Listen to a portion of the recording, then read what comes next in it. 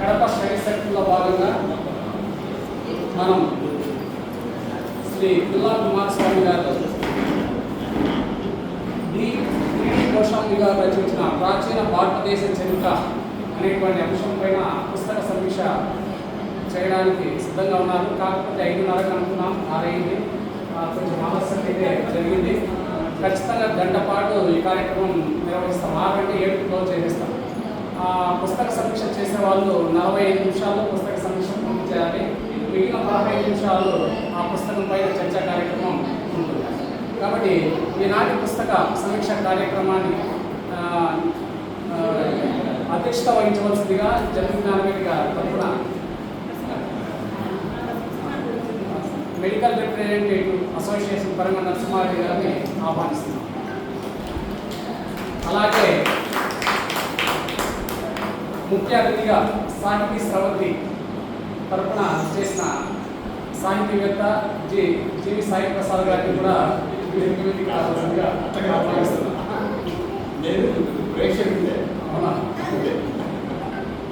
Okay, ఇక పుస్తక సమీక్ష ఈరోజు ప్రాచీన భారతదేశ చరిత్ర అనే పుస్తకాన్ని సమీక్షిస్తున్నటువంటి సమీక్షకులు కుమారస్వామి రెడ్డి గారిని వేదికకు అలంకరించవలసిందిగా ఆహ్వానిస్తున్నాం. ఇంకా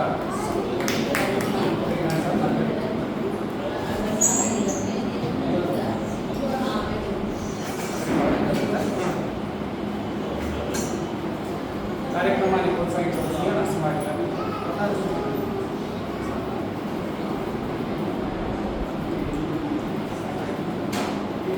సాహితీ స్రవంతి తరఫున ప్రసాద్ గారిని కూడా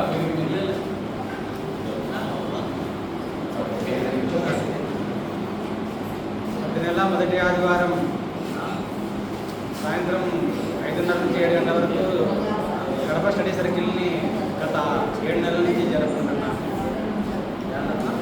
ఈ అక్టోబర్ నెలకు గాను ఎల్ఐసి మాజీ ఉన్నతోద్యోగి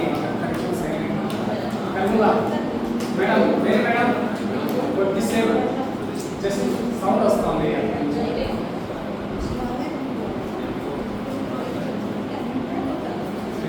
పిల్లా కుమారస్వామి రెడ్డి గారు ఈరోజు ప్రాచీన భారతదేశ చరిత్ర పైన జీడి గోస్వామి గారు రచించిన గ్రంథాన్ని ఈరోజు మన కడప స్టడీ సర్కిల్ సభ్యులందరికీ పరిచయం చేస్తున్నారు. పరిచయం సమీక్ష పుస్తక పరిచయం సమీక్ష కాబట్టి పరిచయం అదే మళ్ళీ కొంచెం తేడా వస్తుంది. పరిచయానికి సమీక్షకు తేడా ఉంది. పుస్తకంలో ఉన్న అన్ని అంశాలను ఆయన వివరిస్తారు.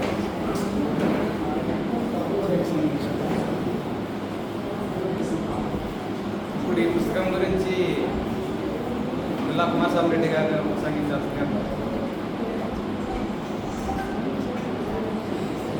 అందరికీ నమస్కారం. ఈ స్టడీ సర్కిల్లో మాకు ప్రతి నెల జరుగుతుంది. అందులో భాగంగా ఏదో పుస్తకం మీద మాట్లాడండి అన్నాడు. అందుకని నేను 2-3 పుస్తకాలు అనుకున్నాను. కానీ దానిలో ప్రాచీన భారతీయ చరిత్ర అయితే సులభంగా చెప్పచ్చు అని నేను అనుకున్నాను. వాస్తవాన్ని చదివాను కదా. కానీ మళ్ళీ చదివినప్పుడు నాకు అర్థమవుతుంది ఇది కొంచెం కష్టతరమైందని. దీన్ని చెప్పడం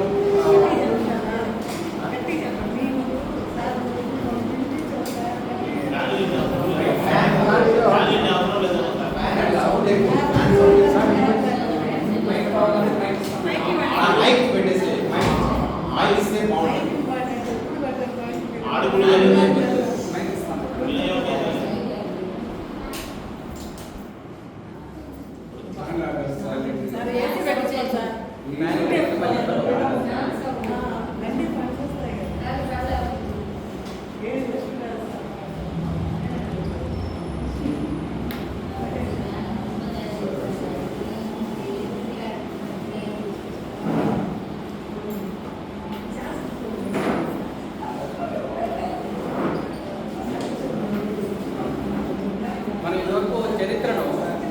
చరిత్ర అనగానే మనం ఏం చేస్తామంటే ఒక రాజుల చరిత్రలు ఏ రాజు ఏ రాజ్యం అయింది తర్వాత అని చెప్తూ ఉంటారు. అది కన్వెన్షనల్గా మనకు తెలిసింది.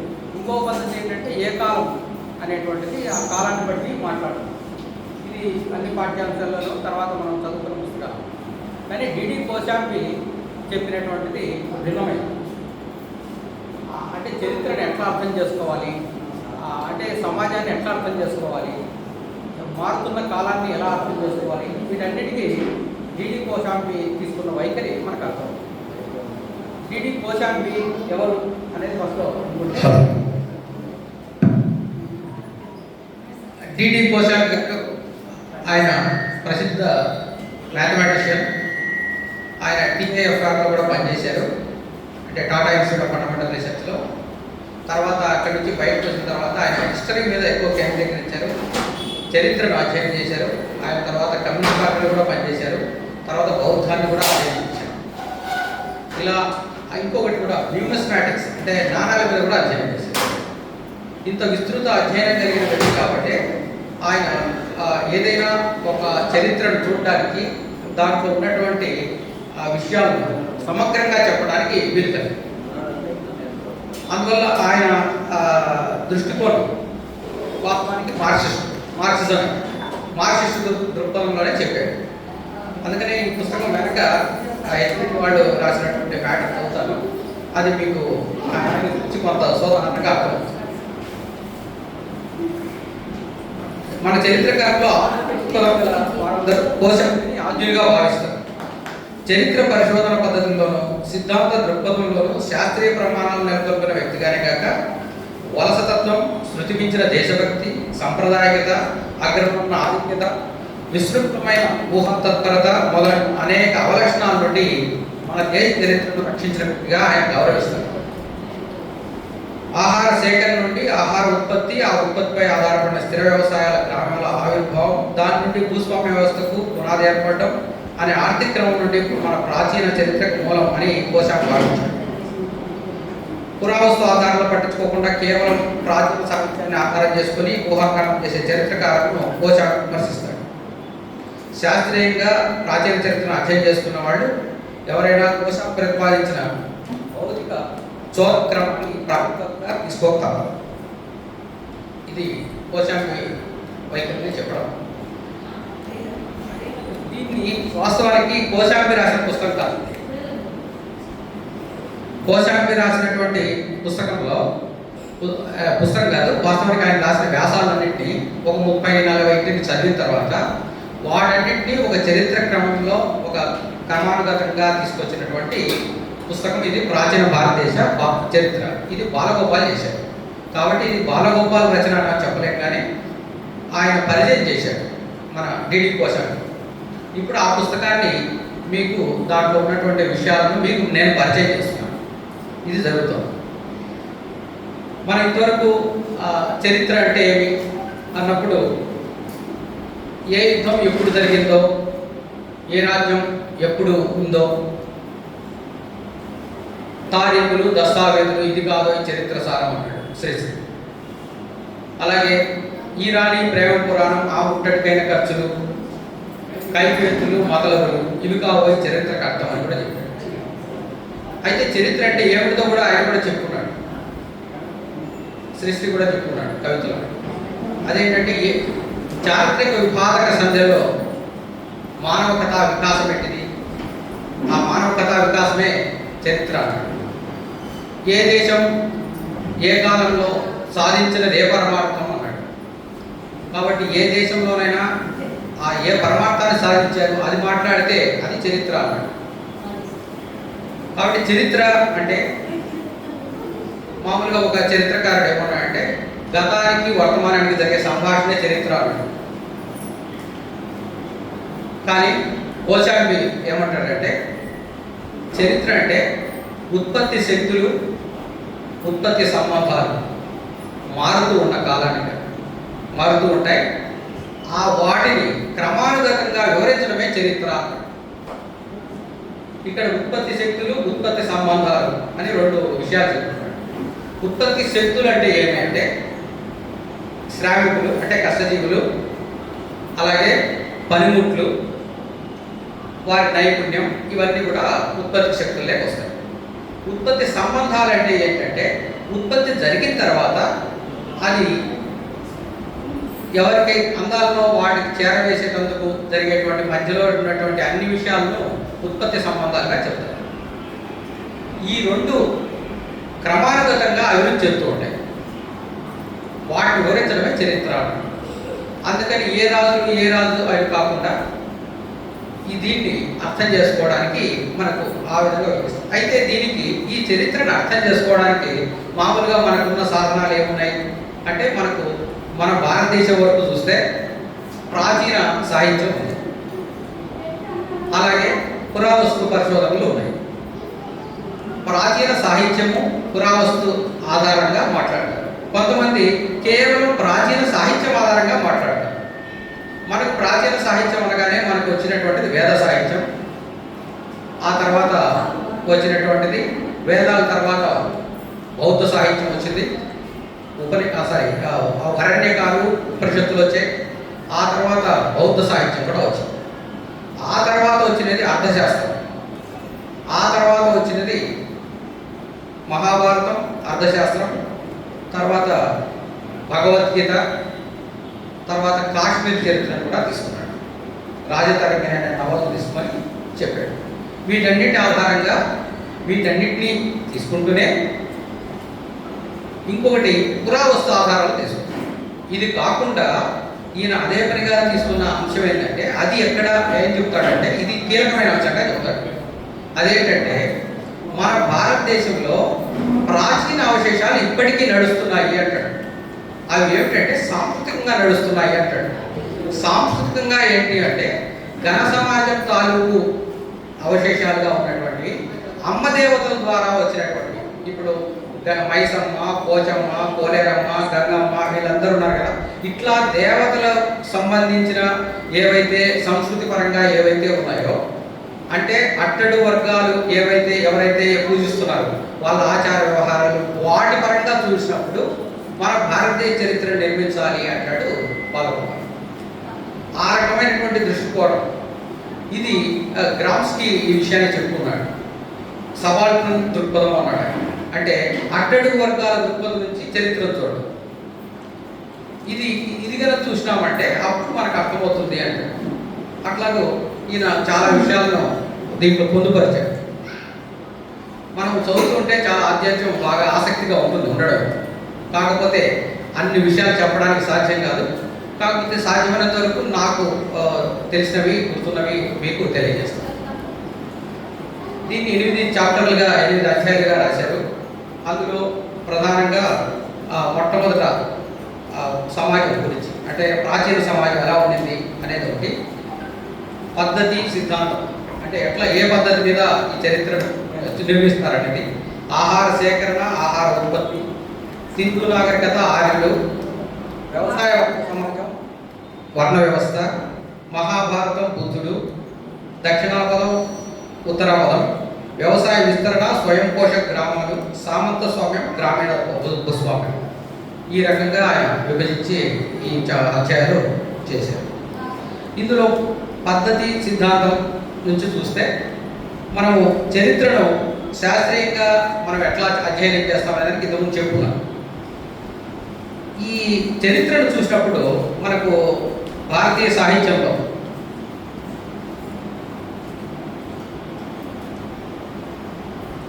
ఇంతవరకు మన ఉత్పత్తి శక్తులు అవి కూడా చెప్పాం కదా. అయితే ఇక్కడ మొట్టమొదట ఈ రకంగా అర్థం చేసుకోవడం కన్నా నేను పుస్తకాన్ని అర్థం చేసుకున్న తీరును మీకు తెలియజేస్తే ఇంకా సులభంగా ఉంటుందని నేను అనుకుంటున్నాను. అదేంటంటే, ఈయన ఎట్లా దీన్ని చరిత్రను తీసుకొచ్చారు అంటే, ఈ విభజన, నేను కాల విభజన బట్టి మీకు ఈ పుస్తకాన్ని వివరిస్తాను.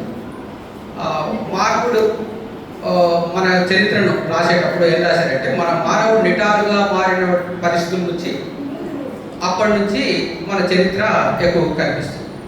అందులో మనకి ఏం చేశారంటే, మామూలుగా పాలియోలిథిక్ ఏజ్ అనేది ప్రాచీన శిలాయుగం, అంటే పాతరాతి యుగం, తర్వాత మధ్యమరాతి యుగం, అలాగే కొత్త రాతి యుగం, ఈ 3 భాగాలుగా విభజించారు. ఆ తర్వాత కంచు యుగం, ఇనుప యుగం, ఇవన్నీ విభజించారు. 5 లక్షల నుంచి 10,000 సంవత్సరాల వరకు పాతరాతి యుగం, 10,000 నుంచి 5,000 సంవత్సరాల వరకు మధ్య రాజయుగం, 5,000 నుంచి దాదాపు 3,000 వరకు దాన్ని కొత్త రాజయుగం, ఆ తర్వాత కంచుయుగం, తర్వాత యుగయుగం వచ్చింది. ఇక్కడ మనకు మొట్టమొదట సింధు నాగరికత 3,000 సంవత్సరాల్లో ప్రారంభమైందని మనకు చరిత్ర తెలుస్తుంది. ఈయన కూడా అదే చెప్తున్నాడు. అయితే దాని ముందర ఏం జరిగింది అని చూస్తే దాన్ని వివరించింది ఏంటంటే గుంపు సమాజం ఉండింది. గుంపు అంటే ఆ రోజు ఆహార సేకరణ ప్రధానంగా ఉండేది. జనాలు ఆహారాన్ని సేకరించుకోవడానికి ఎవరు ముందుంటారు అంటే మానవులంతా అట్లాగే సేకరించుకునేవాళ్ళు. వాళ్ళు ప్రకృతి నుంచి భయం, ప్రకృతి రక్షించుకోవడానికి గుంపుగా ఉండాల్సి వచ్చింది. ఆ గుంపు ఏదో ఒక ఆహారం మీద ఎక్కువగా ఆధారపడి ఉంటారు. ఒక జంతువు మీదనో ఆ జంతువునే తినడం వాళ్ళకి ఇష్టపడతారు. అట్లాంటి వాళ్లకు ఆ జంతువు అంటే ఇష్టం ఉంటుంది. ఆ జంతువు ఉదాహరణకు పంది అనుకోండి. పందిని తింటున్నారు అనుకోండి. నేను పందిని ఎందుకు ఉదాహరణ చెప్తున్నా అంటే నేను అండమాన్లో వెళ్ళినప్పుడు అండమాన్లో ఒక జాతి ఇప్పటికి ఉంది, వాళ్ళు పంది ఫెస్టివల్ జరుపుతారు, పంది పండుగ. పందిని కూడా ఊరేగింపు కూడా తీసుకెళ్తున్నారు. అందువల్ల పందిని ఉదాహరణ తీసుకున్నారు. అట్లా ఏదో ఒక జంతువుని తీసుకుంటారు, పులి కానీ మేక కానీ ఏదో కుక్క కానీ అట్లా ఏదైనా తీసుకోవచ్చు వాళ్ళు. అట్లా దాని మీద ఎక్కువగా ఆధారపడి దాన్ని తింటుంటారు. అప్పుడు వచ్చిన ఆహారాన్ని వాళ్ళు దాంట్లో పంచుకొని తింటారు. అందులో ఎవరు ప్రధానంగా వహిస్తారంటే మహిళ ప్రధానంగా ఉంటుంది. అందువల్ల మహిళ ప్రధానంగా ఉంది కాబట్టి గుంపు సమాజంలో సమానత్వం ఉండింది ఒకటి, స్త్రీ స్వామ్యం ఉండింది. దీన్ని ఈ గుంపు తత్వాన్ని ఏమనుకున్నారంటే అందరూ ఇది మంచి సమాజం అంటే ఆదిమ కమ్యూనిస్టు సమాజం అన్నారు చాలామంది. దాంట్లో రూసో అయితే చాలా అద్భుతమైన సమాజం అని కూడా చెప్తున్నాడు. ఇక్కడ ఏ వస్తువునైతే వాళ్ళు బాగా తీసుకుంటారు అంటే జంతువులు కావచ్చు లేదా ఫలాలు కావచ్చు, ఏదైనా చెట్టు కావచ్చు, ఏదైనా సరే అది వాళ్ళకు కుదురుగా ఏర్పడుతుంది. కుదురు అంటారు దాన్ని. ఆ కుదురు అంటే క్లాన్ అంటారు. ఆ క్లాన్ అనేవాళ్ళు ఆ కుదురు దాన్నే వాళ్ళు కుదిస్తున్నారు కాబట్టి అది ఇష్టమైంది, దాన్నే తింటున్నారు. ఈ కుదురులు కలిసి ఈ గణం కలిసి ఇంకో గణంతో కలుస్తారు ఎప్పుడైనా. అందుకని వీళ్ళు ఏం చేశారంటే వాళ్ళ కుదురులో అంటే వాళ్ళ గణంలో వాళ్ళ గ్రూప్లో లైంగిక చర్యలు మాత్రం కండిషన్స్ లేవు, వాళ్ళందరూ కలుసుకుంటారు, ఎవరైనా కలవచ్చు దానికి ఆ దశలో. ఆ తర్వాత దశలో కొంతకాలం జరిగిన తర్వాత ఈ గణము ఇంకో గణం మీద దాడి చేయడము లేదా ఆ గణాన్ని వాళ్ళతో సంపర్కం పెట్టుకోవడం జరిగింది. అట్లా జరిగిన క్రమంలో గణాలు కలిసి ఒక తెగగా మారినాయి. ఇది ఒక పరిణామంలో జరిగింది. అంటే గణము ఒక గణం మీద దాడి చేసి వాళ్ళ ఆహారాన్ని దొంగిలించడం అంటే వాళ్ళని చంపేసి వాళ్ళని తీసుకోవడం, లేదంటే వాళ్ళతో సయోధ్యత జరగడం, ఈ రెండింటిలో ఏదో ఒకటి జరిగి ఉంటుంది. అలాగే ఆ గణాలన్నీ కలిసి అట్లా ఒక తెగగా ఏర్పడి ఈ తెగ జీవితం మొదలైన తర్వాత అంటే గణాలు మెల్లగా ముందుకు వెళ్ళడం మొదలుపెట్టిన తర్వాత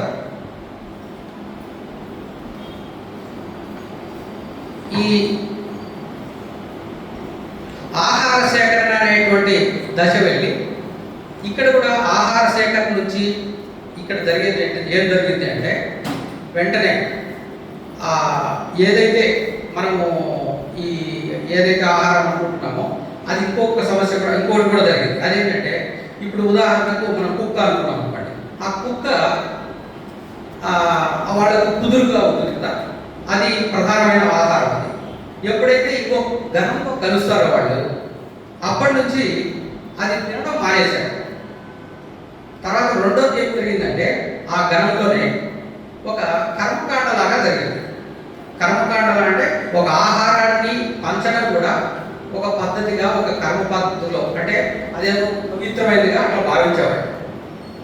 అట్లాగూ జరిగిన కాలం నుంచి ఎప్పుడైతే ఇంకో గణంతో వాళ్ళు లింక్ ఏర్పడిందో అప్పటి నుంచి ఈ జంతువు వాళ్లకు నిషేధమైంది, ఇది తినకూడదు అని నిర్ణయించారు. అదే ఇప్పుడు గోత్రంగా మారింది అంటాడు గోశాల. అందువల్ల ఈరోజు అది నిషేధమైంది. నాకు కోడి మేము లేదంటే మేము అలా తినం అంటుంటారు, లేదంటే మాకు కారుగా గోత్రం అంటుంటారు. అంటే ఆ చెట్టును వాళ్ళు ఎక్కువగా ఉపయోగించుకుంటున్నారు. ఆ రోజుల్లో ఆ ఆ తర్వాత కాలంలో అది గోత్రంగా మారిపోయింది అంటాడు పోషకుడు. ఇది మొట్టమొదటి దశ.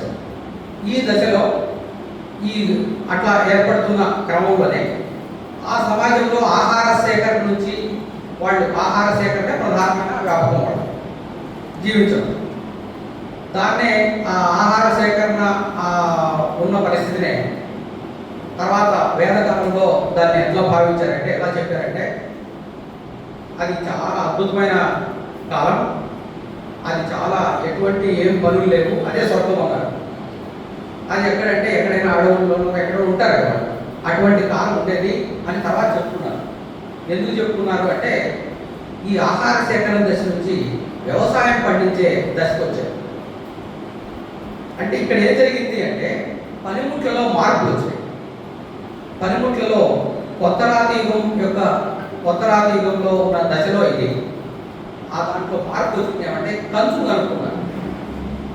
అంటే కంచు, ఇత్తడి, రాగి ఇవి కనుక్కున్నారు. అప్పటికి ఇనుము లేదు. వాటి వాడకం పెరిగిన తర్వాత వాళ్ళు ఏం చేశారు అంటే వ్యవసాయం కూడా నేర్చుకోవడం తెలుసు. ఆ వ్యవసాయం నేర్చుకున్నారు అంటే ఒక ఉదాహరణకు ఒక విత్తనం నాటితే చెట్టుగా వస్తుంది, చెట్టు నుంచి మనం ఆ ఫలాన్ని తినొచ్చు అనేది ఒకటి నేర్చుకున్నాం. ఇది కూడా మహిళలే చేశారు. ఎందుకంటే వాళ్ళు విత్తనాలన్నీ ఏర్పడి వచ్చి తీసుకొచ్చేవాళ్ళు ఆహారాన్ని. అలాగే రెండోది ఏం జరిగిందంటే ఒక జంతువును చంపి తినేవాళ్ళు. ఆ తినాల్సిన అవసరం లేకుండా ఆ జంతువును చంపకుండా దాన్ని పెంచుకుంటే మనకి ఎక్కువ వస్తుంది తిండి అనే దశ నేర్చుకున్నాను. అప్పుడు ఆ తిండి ఆ జంతువును పెంచుకోవడం మొదలుపెట్టారు. ఇట్లాగూ వాళ్ళ సంపద పెరిగింది. అంటే వాళ్ళ సంపద ఏదైనా ఉంది అంటే అదే. అందువల్ల వాళ్ళు ఆర్యులు తర్వాత వచ్చినటువంటి ఆర్యులు వాళ్ళ వేదాలలో ఏం రాసుకున్నా ఏమని ప్రార్థిస్తారంటే దేవుడు నా పశు సంపద అంతా పెరగాలి దేవుడు అని కోరుతారు. ఈ రకమైనటువంటి పద్ధతి తర్వాత వచ్చింది. అయితే ఇక్కడ సింధు నాగరికత మొదలైనప్పటికీ ఇక్కడ ఇది మొట్టమొదటి మానవ సమాజం, భారతీయ సమాజంలో ఈ రకమైనటువంటి పరిస్థితులు. సింధు నాగరికత 3000 కాలం నాడు ప్రారంభమైందని అంటాం. అంటే 3000 కరెక్ట్గా ఎగ్జాక్ట్ కాదు, కానీ మొత్తం మీద 3000 కాలంలో మనం నిర్ధారించాం. ఇది ఎంతవరకు సాగింది అంటాడంటే 1750 వరకు సాగింది. ఆర్యులు వచ్చేదానికి వరకు అంటాడు. దీనికి వచ్చాడు. అయితే ఇంకొక విషయం కూడా చెప్తాడు. టర్కీలో అట్లే పాలస్తీనాలో ఒక ప్రాంతంలో అక్కడ 7000 సంవత్సరాలు ఉంటాయి. అంటే క్రీస్తు పూర్వం ఇది జరుగుతుంది. క్రీస్తు పూర్వం 7000 అంటే ఇప్పటికి 9000 సంవత్సరాల కింద అక్కడే నాగరికత ప్రారంభమైంది. అక్కడ ప్రారంభమైన వాళ్ళకి ఇక్కడికి వచ్చుంటారు అంటాడు. ఆ జనాలే వలస వచ్చుంటారు ఇక్కడికి అని అతను అంటాడు. ఏదేమైనా ఇది విధంగా తెలియదు. అయితే ఆ నాగరికత సింధు కాలంలో ప్రజలు ఇది ఇప్పుడు చెప్పిన ఘన వ్యవస్థే ఉంది. ధనాలేగానే జీవిస్తున్నారు. అక్కడ రాచరికమైనట్టు లేదు. అయితే ఆహార సేకరణ కాకుండా ఆహార ఉత్పత్తి జరుగుతుంది. వ్యవసాయం చేస్తున్నారు వాళ్ళు. వ్యవసాయం తెలుసు. అయితే వ్యవసాయానికి లోహాలు వాడటం లేదు వాళ్ళు కర్రలు వాడేది, బలమైన కర్రలు. ఆ కర్రకు 4 నాగలికి ఎట్లా ఉంటుందో కొన్నులు 4 కర్రలు 4 అడ్డంగా ఉంటాయి. దాంతో దున్నేవాడు. అయితే వాళ్ళు ఎక్కడ వచ్చారు, ఎక్కడ పండించారంటే మనకు సింధు నది పక్కన చేశారు. ఆ సింధు నది కూడా ఎక్కడ ఉంది అంటే ఎడారి ప్రాంతంలో ఉన్న చోట ఉంది. అంటే అక్కడ పెద్దగా మైదానంగా ఉంది, ఎక్కువగా చెట్లు లేకుండా, చెట్లను కొట్టాల్సిన అవసరం లేదు, సులభంగా దున్నడానికి మెత్తటి నేల కూడా చాలు అట్లా. ఇదే విధంగానే అదే కాలానికి సింధు కాలంలోనే మెసోపోటేమియా నాగరికత ఉంది. అలాగే ఈజిప్ట్ నాగరికత కూడా ఉంది. వాళ్ళు కూడా నైల్ నది పక్కనే చేశారు. వాళ్ళు నైల్ నది కూడా అక్కడ కూడా చెట్లు విస్తారంగా లేవు. అట్లాగే మెసోపోటేమియాలో ఉన్నటువంటి టైగ్రిస్ అనే నది పక్కన ఉంది. ఆ టైగ్రిస్ నది దగ్గర కూడా ఎక్కడ అడుగు లేదు. ఆ రకంగా వాళ్ళు నాగరికత అభివృద్ధి చేశారు. అయితే ఈ సింధు నాగరికతను అబ్జర్వ్ చేసినప్పుడు ఆయన చెప్పుకున్న విషయాలు ఏమంటే ప్రధానంగా అక్కడ ఉత్పత్తి జరుగుతుంటే ఒక పట్టణం బ్రతకాలి అంటే దాని చుట్టూ 15 నుంచి 20 పల్లెలు ఉండాలి. ఒక గ్రామాలు ఉండాలి మన భాషలో చెప్పాలి. అప్పటికి గ్రామాలు అవన్నీ లేవు. తర్వాత సింధు కాలం పరిస్థితి ఏంటి అంటే సాహిత్యం మన దగ్గర లేదు. అక్కడ ముద్రలు ఉన్నాయి, అది ఒకటే దొరికినాయి. ఆ ముద్రలు కూడా ఎక్కడ దొరికినాయంటే మెసొపొటేమియాలో దొరికాయి. ఎందుకంటే సింధు ప్రజలు మెసొపొటేమియాతో వ్యాపారం చేశారు. మెసొపొటేమియా అంటే ఇప్పటి ఇరాక్, ఇప్పుడు ఇరాక్తో సంబంధాలు ఉన్నాయి. ఈ నదుల ద్వారా వెళ్ళారు. అక్కడ ముద్రల ద్వారా ఆ ముద్రల మీద ఏముంది అంటే ఎద్దు, అట్లాగే ఏనుగు, ఇట్లా బొమ్మలు ఉన్నాయి. తర్వాత రెండు కలిపి కూడా ఉన్నాయి. అంటే బేడు మాదిరి కట్టి దానిపైన సీల్ వేసారు. అట్లాగే అక్కడ ఇల్లు ఇటుకలతో, ఈరోజు మనం ఇటుకలతో కట్టుకున్నాం కదా, అదే ఇటుకలతో కట్టున్నారు. పెద్ద పెద్ద అప్స్టేర్స్, డబుల్ స్టేర్స్ కట్టారు, మేడలు కట్టారు, స్టెప్స్ కట్టున్నారు, కాలువలు కట్టారు, బాత్రూమ్లు ఉన్నాయి. ఇవన్నీ కూడా ఆ రోజుల్లోనే నిర్మించున్నారు. తర్వాత మనకు దీర్ఘచతురస్రము, చతురస్రము ఉంటారు, ఆ టైంలో కూడా నిర్మించారు. అంటే వీళ్ళకు మ్యాథమెటిక్స్ కూడా తెలుసు, అలాంటివి తెలుసు. తర్వాత పెద్ద ఇళ్ళతో పాటు చిన్న ఇల్లు కూడా ఉన్నాయి. అంటే కార్మికులు ఉండడానికి, శ్రామికులు ఉండడానికి చిన్న ఇల్లు కూడా కట్టినారు. ఇది ఎంత పొడవు కట్టున్నారంటే 2.5 కిలోమీటర్లు కట్టినారు వరుసగా. ఆ పక్క మనం ఇప్పుడు ఇల్లు కట్టుకున్నాం రోడ్డు పక్కన అటువైపు అదే విధంగా కట్టినారు ఆ రోజుల్లో. అంటే ఆనాటి కల్చరే ఇప్పటికీ నడుస్తుంది మనం కూడా. తర్వాత మనకి ఇటీవల కూడా ఒక లడ్డు దొరుకుతాయి. ఈ మధ్యకాలంలో మీరు చూంటారు. ఆ నెల కిందట ఆ తవ్వకాలంలో లడ్డు ఇంకా చెప్పుకోలేదు అంత లడ్డు ఉంటుంది. అంటే లడ్డు కూడా మనం చేసుకుంటున్నాం. అంటే అదే కల్చరే ఉంది. ఇంకా కూడా ఇంటి ముందర ముగ్గేసుకోవడం అవి కూడా ఉంది ఆ రోజుల్లో. ఇది 50 మెట్లు, 50 మట్లు అంటారే. అంటే పొరలుగా 50 పొరలుగా మేట వేసింది మట్టి. అందువల్ల కనీసం ఒక్కొక్క మేటకు 1000 సంవత్సరాలు అనుకున్నా, 1000 సంవత్సరాలు కాదు 1000 ఏళ్ళు అవుతుంది అనుకుంటున్నాను. దాన్ని అంత మేట కావాలంటే అందుకని వాళ్ళు లెక్కేసి ఇది 3000 నుంచి 1750 అని చెప్తున్నారు. ఇక్కడ వాళ్ళు ఇంకొక విశేషం ఏముందంటే ఆ వీధికో లేదంటే ఆ చివర ఒక పెద్ద కొరడులాగా పట్టున్నారు. ఆ కొరడు ఎందుకు కట్టింటారు? ఒక అటాకం లాగా. ఇప్పుడు మనం కోనేరు అంటాం కదా, మనం కోనేరు లాగా ఒకటి పెట్టున్నాం. కొంతమంది ఏమంటారంటే అది స్నానాల తొక్కి అంటారు. కానీ డీడీ కోసం ఏమంటారంటే అది కాదు, వాళ్ళ అమ్మ తల్లిని, అమ్మ దేవతను ప్రార్థిస్తున్నారంటే మదర్ గాడెస్ ఇప్పుడు ప్రార్థించేవాళ్ళు. అందువల్ల అక్కడ దానికోసం స్నానం చేయడం కోసము వాళ్ళు అది పెట్టింటారు అంటారు. అందువల్ల ఈ అమ్మ తల్లి కల్చర్ ఎక్కడైనా ఉంది అంటే అమ్మ దేవతలను ప్రార్థించేది గిరిజనుల్లో ఎక్కడైతే ఉందో, అంటే ఆదిమ తెగల్లో ఏవైతే ఉందో వాళ్ళు ఏం చేస్తారంటే ఆ దేవతకు ఒక పురుషుడిని వివాహం చేసి ఆ పురుషుడిని బలిచ్చేవాడు. ఆ తర్వాత కాలంలో వీళ్ళే అప్సరసులుగా వాడినాడు అని చెప్తారు దీని కోసం. దానికి ఉదాహరణ మేనకను, రంభను వీళ్ళందరినీ చెప్తారు. అట్లా శకుంతలను కూడా ఉదాహరణ చెప్తారు. శకుంతల కూడా అలాంటి వ్యక్తే. ఈ రకంగా ఆయన అట్లాగూ అయితే ఇక్కడ జరిగింది ఏంటి, అంత ఉత్పత్తి జరగాలంటే అంత అద్భుతమైన కట్టడాలు నిర్మించాలంటే చాలామంది శ్రామికులు కావాలి. అదనపు ఉత్పత్తి లేకుండా సాధ్యం కాదు అంటాడు. మిగులు ఉత్పత్తి ఉంటేనే సాధ్యం అవుతుంది అది కట్టడానికి. బతకడానికి కాకుండా ఇంకా మిగులు ఉంటేనే వీలవుతుంది కట్టడానికి అంటే. అది ఎలా సాధ్యమైంది అంటే అతను ఏమంటాడంటే ఈ అమ్మ దేవతలను ప్రార్థించేదానికి ప్రజలు ఏం చెప్పుకుంటారు అంటే మీరు కనుక అట్లా ఇవ్వకపోతే ఆ అమ్మ దేవత మిమ్మల్ని నాశనం చేస్తుంది, మిమ్మల్ని ఇబ్బంది పెడుతుందని ప్రచారం చేస్తుంటారు. అందువల్ల ఎవరైతే వ్యవసాయకులుగా ఉన్నారో చుట్టుపక్కల గ్రామాలలో వాళ్ళందరూ కూడా ఉత్పత్తిని దాన్ని కొంత భాగాన్ని వీళ్ళకి అప్పచెప్పారు. ఆ అప్పచెప్పిన తర్వాత దాన్ని గిడ్డంగుల్లాగా పెద్ద పెద్ద గోడౌన్లు ఉన్నాయి. ఆ గోడౌన్లో ఉంచుకొని దాన్ని ఇట్లా ఇతర దేశాలకు ఉత్పత్తి చేసి అమ్మేసి ఆ రకమైనటువంటిది వాళ్ళు చేసేయాలి అని ఒక్కోసారి. ఈ రకమైనటువంటి సింధు నాగరికత జరిగింది. సింధు నాగరికత అంతమవుతున్న దశలో 1750కి అంతమైన అప్పుడు ఆర్యులు మధ్య ఏషియా నుంచి, అంటే ఈ రోజు ఉన్నటువంటి ఇరాన్ నుంచి వాళ్ళు ఆఫ్ఘనిస్తాను తర్వాత మీదుగా వాళ్ళు వచ్చి పంజాబ్కి వచ్చారు మొట్టమొదట అని అంటాడు. పంజాబ్కు మొదలైన మొట్టమొదటి వలస వచ్చారు వారికి. వీళ్ళు అక్కడ ఉన్నటువంటి మైనారిటీ వాళ్ళు వాస్తవానికి, ఎందుకంటే అల్ప సంఖ్యలో ఉన్నారు వచ్చిన వాళ్ళు. అయితే వీళ్ళు అక్కడ ఉన్నటువంటి సింధు కాలం వాళ్ళకన్నా కొంత అభివృద్ధి చెందినవాడు. అదేంటంటే వాళ్ళకి గుర్రం గుర్రం వాడడం వాళ్ళకి తెలుసు, గుర్రం మీద వాళ్ళు సవారీ చేయడం వాళ్ళకి తెలుసు కాబట్టి వాళ్ళ మీద ఆధిపత్యం వచ్చింది. తర్వాత వీళ్ళు అనాగరికత తెగలవాళ్ళు ఆర్యులు. వాళ్ళేమి నాగరికులు కాదు, సింధు నాగరికత అంత ప్రోగ్రెస్ లేదు వాళ్ళ దగ్గర. అయినప్పటికీ వచ్చినప్పుడు వాళ్ళు వీళ్ళతో సంఘర్షణ జరిగింది. ఆ సంఘర్షణ జరిగిన దానికే మనకు ఆధారాలు ఏమున్నాయి అంటే వేదకాలంలో మొట్టమొదటిది ఋగ్వేదం. ఈ ఋగ్వేదము క్రీస్తు పూర్వం అదే 1500 అంటే ఇప్పటి చూస్తే 3500 సంవత్సరాల కిందట. ఆ 3500 సంవత్సరాల కిందట ఉన్నటువంటి ఋగ్వేదంలో చాలా విషయాలు మనకు తెలుస్తాయి.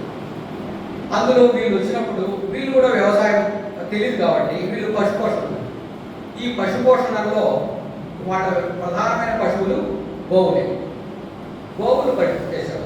కానీ కొంతమంది ఏమంటారంటే ఆర్యులు అంతా బ్రాహ్మణులు అంటారు. కానీ డీడీ కోసం అంటే ఒప్పుకోడు, ఆర్యులు అంతా బ్రాహ్మణులు కాదు.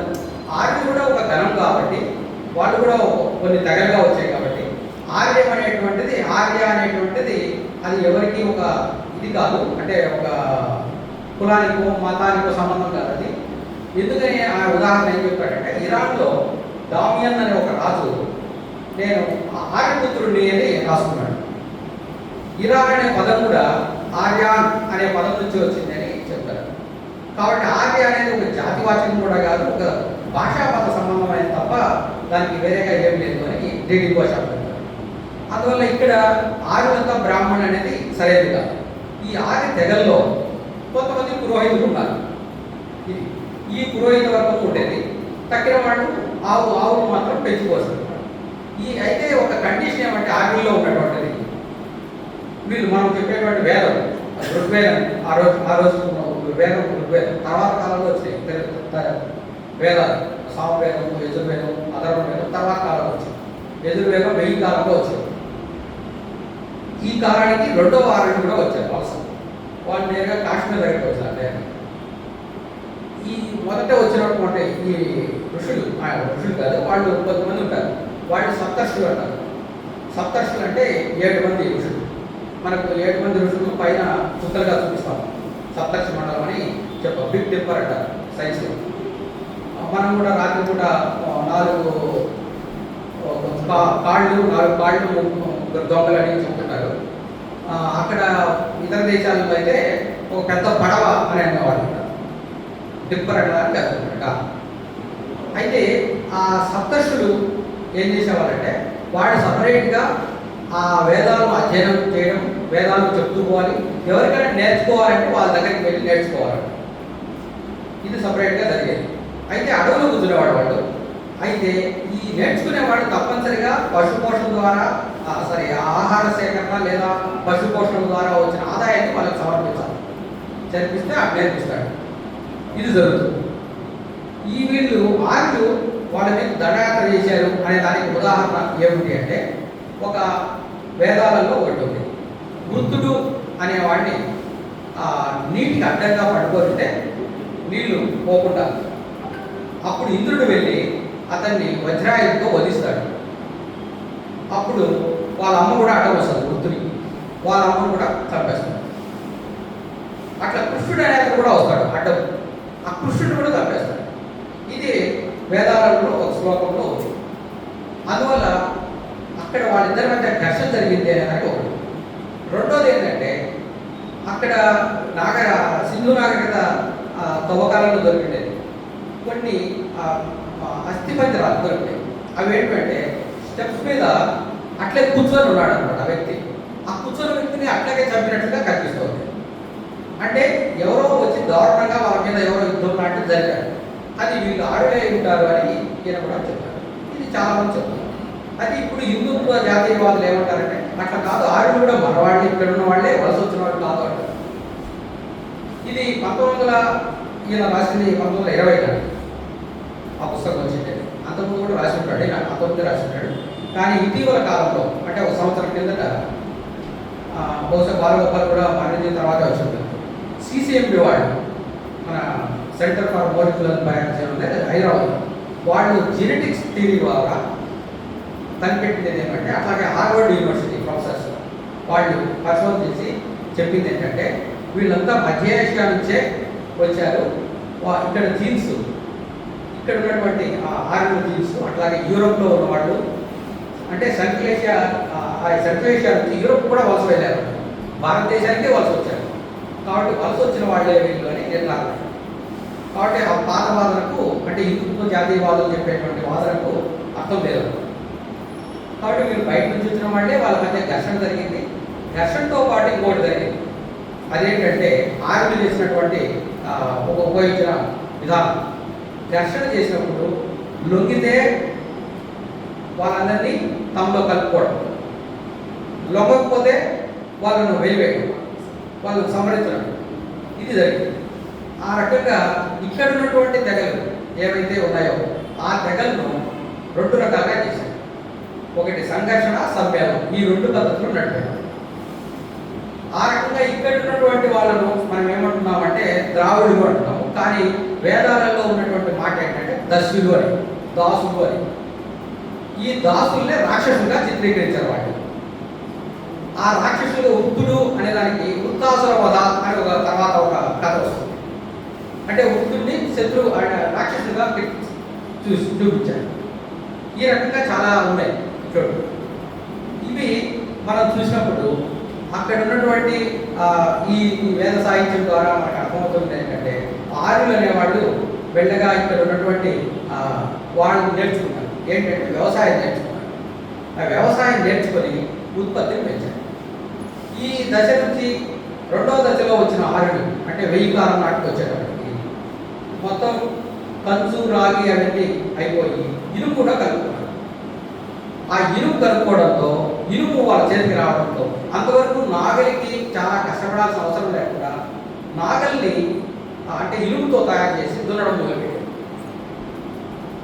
దీనికి ఆయన చెప్పిన ఉదాహరణ ఎట్లా తీసుకుంటాడంటే మహాభారతాన్ని ఆలోచించారు.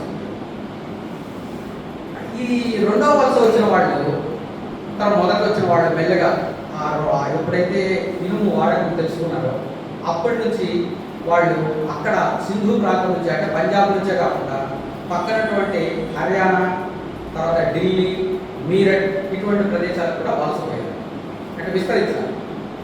అలాగే 2వది ఎక్కడైతే ఇనుము విస్తారంగా దొరుకుతుందో అది బీహార్ ప్రాంతం ఎక్కువగా దొరికే ప్రాంతం. ఆ బీహార్ ప్రాంతానికి కూడా మెల్లగా వలస. దీనికి ఆయన చెప్పినటువంటి మహాభారతంలో ఏం జరుగుతుందంటే మహాభారతంలో కాండవ దహనం జరుగుతుంది. కాండవ దహనం అంటే కాండవులను, అంటే కాండవ వనాన్ని కాల్చేస్తారు. కాల్చేసినప్పుడు అక్కడ ఏం జరుగుతుంది అంటే వాస్తవానికి ఇంకో మాట కూడా చెప్తారు. అదేంటంటే ఇప్పుడు మహాభారతం మొదలైనది జనమేజయుడు సర్పయాగంతో మొదలవుతుంది. అంటే సర్పజాతిని అంతా నాశనం చేస్తానని కంకణం కట్టుకుంటాడు. ఎందుకు? వాళ్ళ నాయకుడు సర్పం తప్పిందని కారణంతో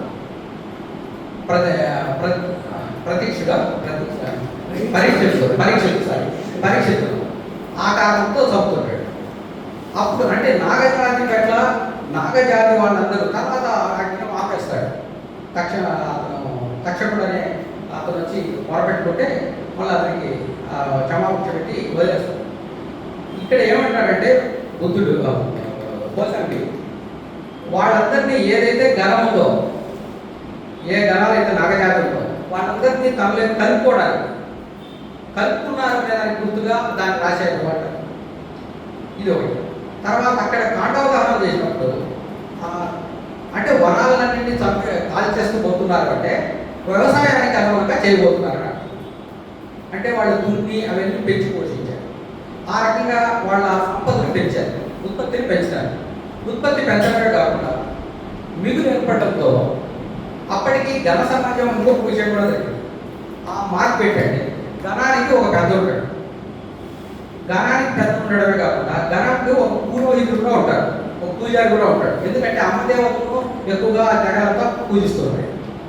ఎప్పుడైతే ఈ తెగలు పూజిస్తున్నారో ఈ ఉత్పత్తిని కాజేయడం కోసం ఇద్దరు ఈ అమ్మదేవతను ఉపయోగించుకొని ఆ మిగులు ఉత్పత్తిని వాళ్ళిద్దరూ ఉపయోగించుకుంటున్నారు అంటాడు. ఎవరు? ఈ ఘనాధిపతి అయితే గణంలో ఉన్నటువంటి ప్రధాన లక్షణం ఏంటంటే ఇప్పట్లో ఒక ప్రతినిధుల సభలాగా ఉంటుంది. అది కొంతమంది ముఖ్యులు ఉంటారు, ఆ ముఖ్యులు ఒక అతన్ని ఎన్నుకుంటారు. అది గణం యొక్క ప్రాధాన్యత. ఇది ఎలా తెలుస్తుంది అంటే మనకు బౌద్ధ సాహిత్యం ద్వారా బుద్ధుడి ద్వారా తెలుస్తుంది. బుద్ధుడు కూడా ఒక శాక్యగణం నుంచి వచ్చినవాడు. శాక్యగణంలో ఆ గణంలో కూడా ఒకసారి పక్కనటువంటి కోసలు కాదు వీళ్ళు శాక్యగణం కదా, పక్కన ఉన్నటువంటి గణంకు వీళ్ళకు నీటి సమస్య వస్తుంది. కొలిలీయుడు. అప్పుడు ఈ గణమంతా కూర్చొని సమావేశం అవుతుంది. ఆ సమావేశంలో బుద్ధుడు ఏమంటాడంటే వాళ్ళతో ఘర్షణ వద్దు, మనం సామరస్యంగా చర్చించుకుని పరిష్కరించుకోవాలని. అప్పుడు ఆ సభ ఒప్పుకోదు, యుద్ధమే చేయాలని. అందువల్ల ఆ సభను బహిష్కరించి బుద్ధుడు బయటకు వచ్చేస్తాడు. ఇది అప్పుడు జరిగిన ఒక సంఘటన బౌద్ధ సాహిత్యంలో ఉంది. కాబట్టి ఈ గణం అటువంటి లక్షణం ఉంది. ఆ గణానికి పెద్ద అయితే ఎవరో ఉన్నారు అంటే రాజ్యాలు లేవు. ఈ రాజ్యాలు ఇంకా ఏర్పడలేదు. అంటే క్రీస్తుపూర్వం 1000 నాటికి కూడా ఏం రాజ్యాలు లేవు. కానీ మనం అనుకుంటుంది చాలా మంది రాజ్యాలు ఉన్నాయని చెప్తుంటారు, కానీ వాస్తవం కాదు. ఎక్కడ చారిత్రక ఆధారాలు కూడా దొరకలేదు. తర్వాత రెండోది ఇంకొక అంశం కూడా ఏంటంటే ఎవరైతే ఈ పశుపాలకులుగా ఉన్నారో, పశువులుగా వెళ్తున్నారో ఆర్యులు, వాళ్ళు ఎక్కడైతే పశువులు పెంచుకొని ఉంటారో ఆ పశువులు పెంచుకునే దాన్ని గ్రామం అనేవాడు. పశువులు గుంపుగా ఎక్కడ ఉంటే దాన్ని గ్రామం అనేవాడు. స్థిర నివాసం వచ్చిన తర్వాత అది ఇప్పుడు గ్రామం అయిపోయింది, పల్లె. తర్వాత వాళ్ళ భాష సంస్కృతమే, ఇతరులు తిరుగుతారు. వాళ్ళు మాటకం కూడా ఆ మిగతా వాళ్ళ భాష వేరే వచ్చింది. అది ప్రాకృతం నడుస్తుంది. వాళ్ళ సంస్కృతం కాదు, సామాన్య ప్రజల భాష.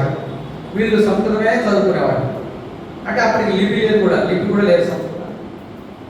ఈ రకమైనటువంటి ఆ మహాభారతంలో పాండవనంలో మనకు ఉదాహరణలో ఏం తెలుస్తుందంటే అక్కడ కూడాను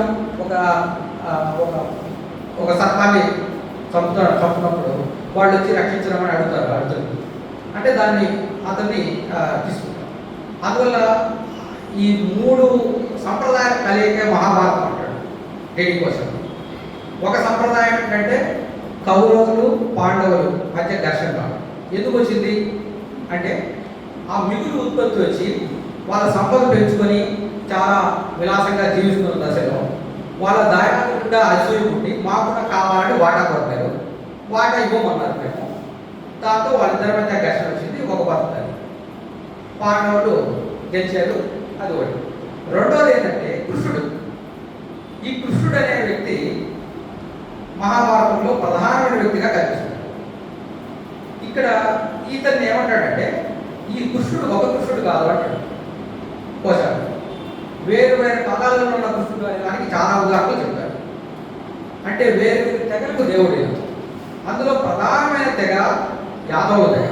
ఈ యాదవులకు ప్రధానమైన ఆరాధ్యుడు కృష్ణుడు. ఈ కృష్ణుడు వేదాలలో మనం చెప్పినట్లు ఇంతకుముందు కృష్ణుడు అనే అతన్ని ఇంద్రుడు కూడా యుద్ధం చేస్తాడు. అంటే శత్రువు అన్నమాట వాళ్ళు. కానీ వాళ్ళని కలుపుకోవాల్సిన పరిస్థితి వస్తుంది. అప్పుడు ఆర్యులు చేసిన పని ఏంటంటే ఆ దేవుడిని తమలో కలుపుకున్నారు. ఆ కలుపుకోవడానికి వాళ్ళు చేసిన పని అతన్ని దేవుడిగా కీర్తించారు అనే దానికి మహాభారతాన్ని ఉదాహరణగా చెప్పాడు. అలాగే మూడవ సంప్రదాయం ఏంటంటే ఆదిమ తెగలన్నింటినీ అటవిక తెగలన్నింటినీ కలుపుకోవడం ఆర్యులు. ఈ అటవుల తెగలు చాలా ఉన్నాయి. దానికి ఉదాహరణ మహాభారతంలోనే చాలా చూపిస్తారు. ఏంటంటే భీష్ముడి తండ్రి శంకరుడు గంగను పెళ్లి చేసుకుంటాడు. గంగ ఆమె ఆదిమ తెగ సంబంధించి. అట్లాగే మనము చాలామంది ఉన్నారు. అర్జునుడు ఉలూచిని పెళ్లి చేసుకుంటాడు. తర్వాత శ్రీకృష్ణుడు జాంబవతిని పెళ్లి చేసుకుంటాడు. జాంబవంతుడు కూతురుని పెళ్లి చేసుకుంటాడు.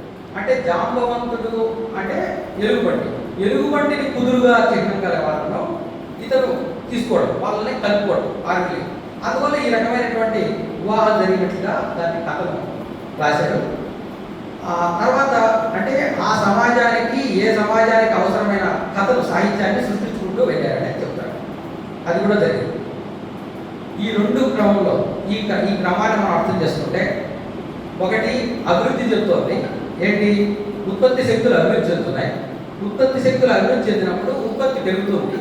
ఉత్పత్తి పెరుగుదల వచ్చినప్పుడు దాన్ని పంచుకునేది. అంటే కష్టజీవుల నుంచి ఎవరైతే ధనంలో ముఖ్యులుగా ఉన్నారో వాళ్ళు మెల్లగా దాన్ని పంచుకునేది. అప్పటికి జనాభాగా విస్తరిస్తుంది. ఆ జనాభాగా విస్తరిస్తున్న దశలో వాటిని ఏమన్నారంటే అది బుద్ధుల కాలానికి, అంటే క్రీస్తుపూర్వం 600 కాలానికి జనపదాలు ఏర్పడ్డాయి. అప్పటికి 16 జనపదాలు ఉన్నాయని బౌద్ధ సాహిత్యం ద్వారా తెలుస్తుంది. అది కోసల, మత్స్య, అంగ, అస్మది, సూరసేన, పాంచాల, సోడ ఈ జనపదాలన్నింటినీ ఉన్నాయనేది మహాభారతంలో కూడా చెప్తారు. ఆ కలింగ, వంగ, కలింగ అని ఇట్లా చెప్తుంటారు. అంటే ఇటువంటి అదే సందర్భంలో అదే కాలంలో మనకి ఇక్కడ మన ఆంధ్రప్రదేశ్లో తీసుకుంటే అస్యక అనేటువంటి వాళ్ళు. ఈ అస్యకులే అంటే గుర్రాన్ని కుదురుగా గలవాడు. వీళ్ళే శాతవాహనులు. ఈ శాతవాహనులే నెమ్మదిగా తర్వాత ఘన సభ్యులుగా, నాయకులుగా ఉన్నవాళ్ళు రాజులుగా మారినారని చెప్తారు. ఉత్పత్తి పెరిగిన తర్వాత ఇంకొక విశేషం ఏంటంటే మన రాయలసీమలో కూడా అప్పటికి రేనాడు అనే ఒక ప్రాంతం ఉండేది మన ప్రాంతంలో.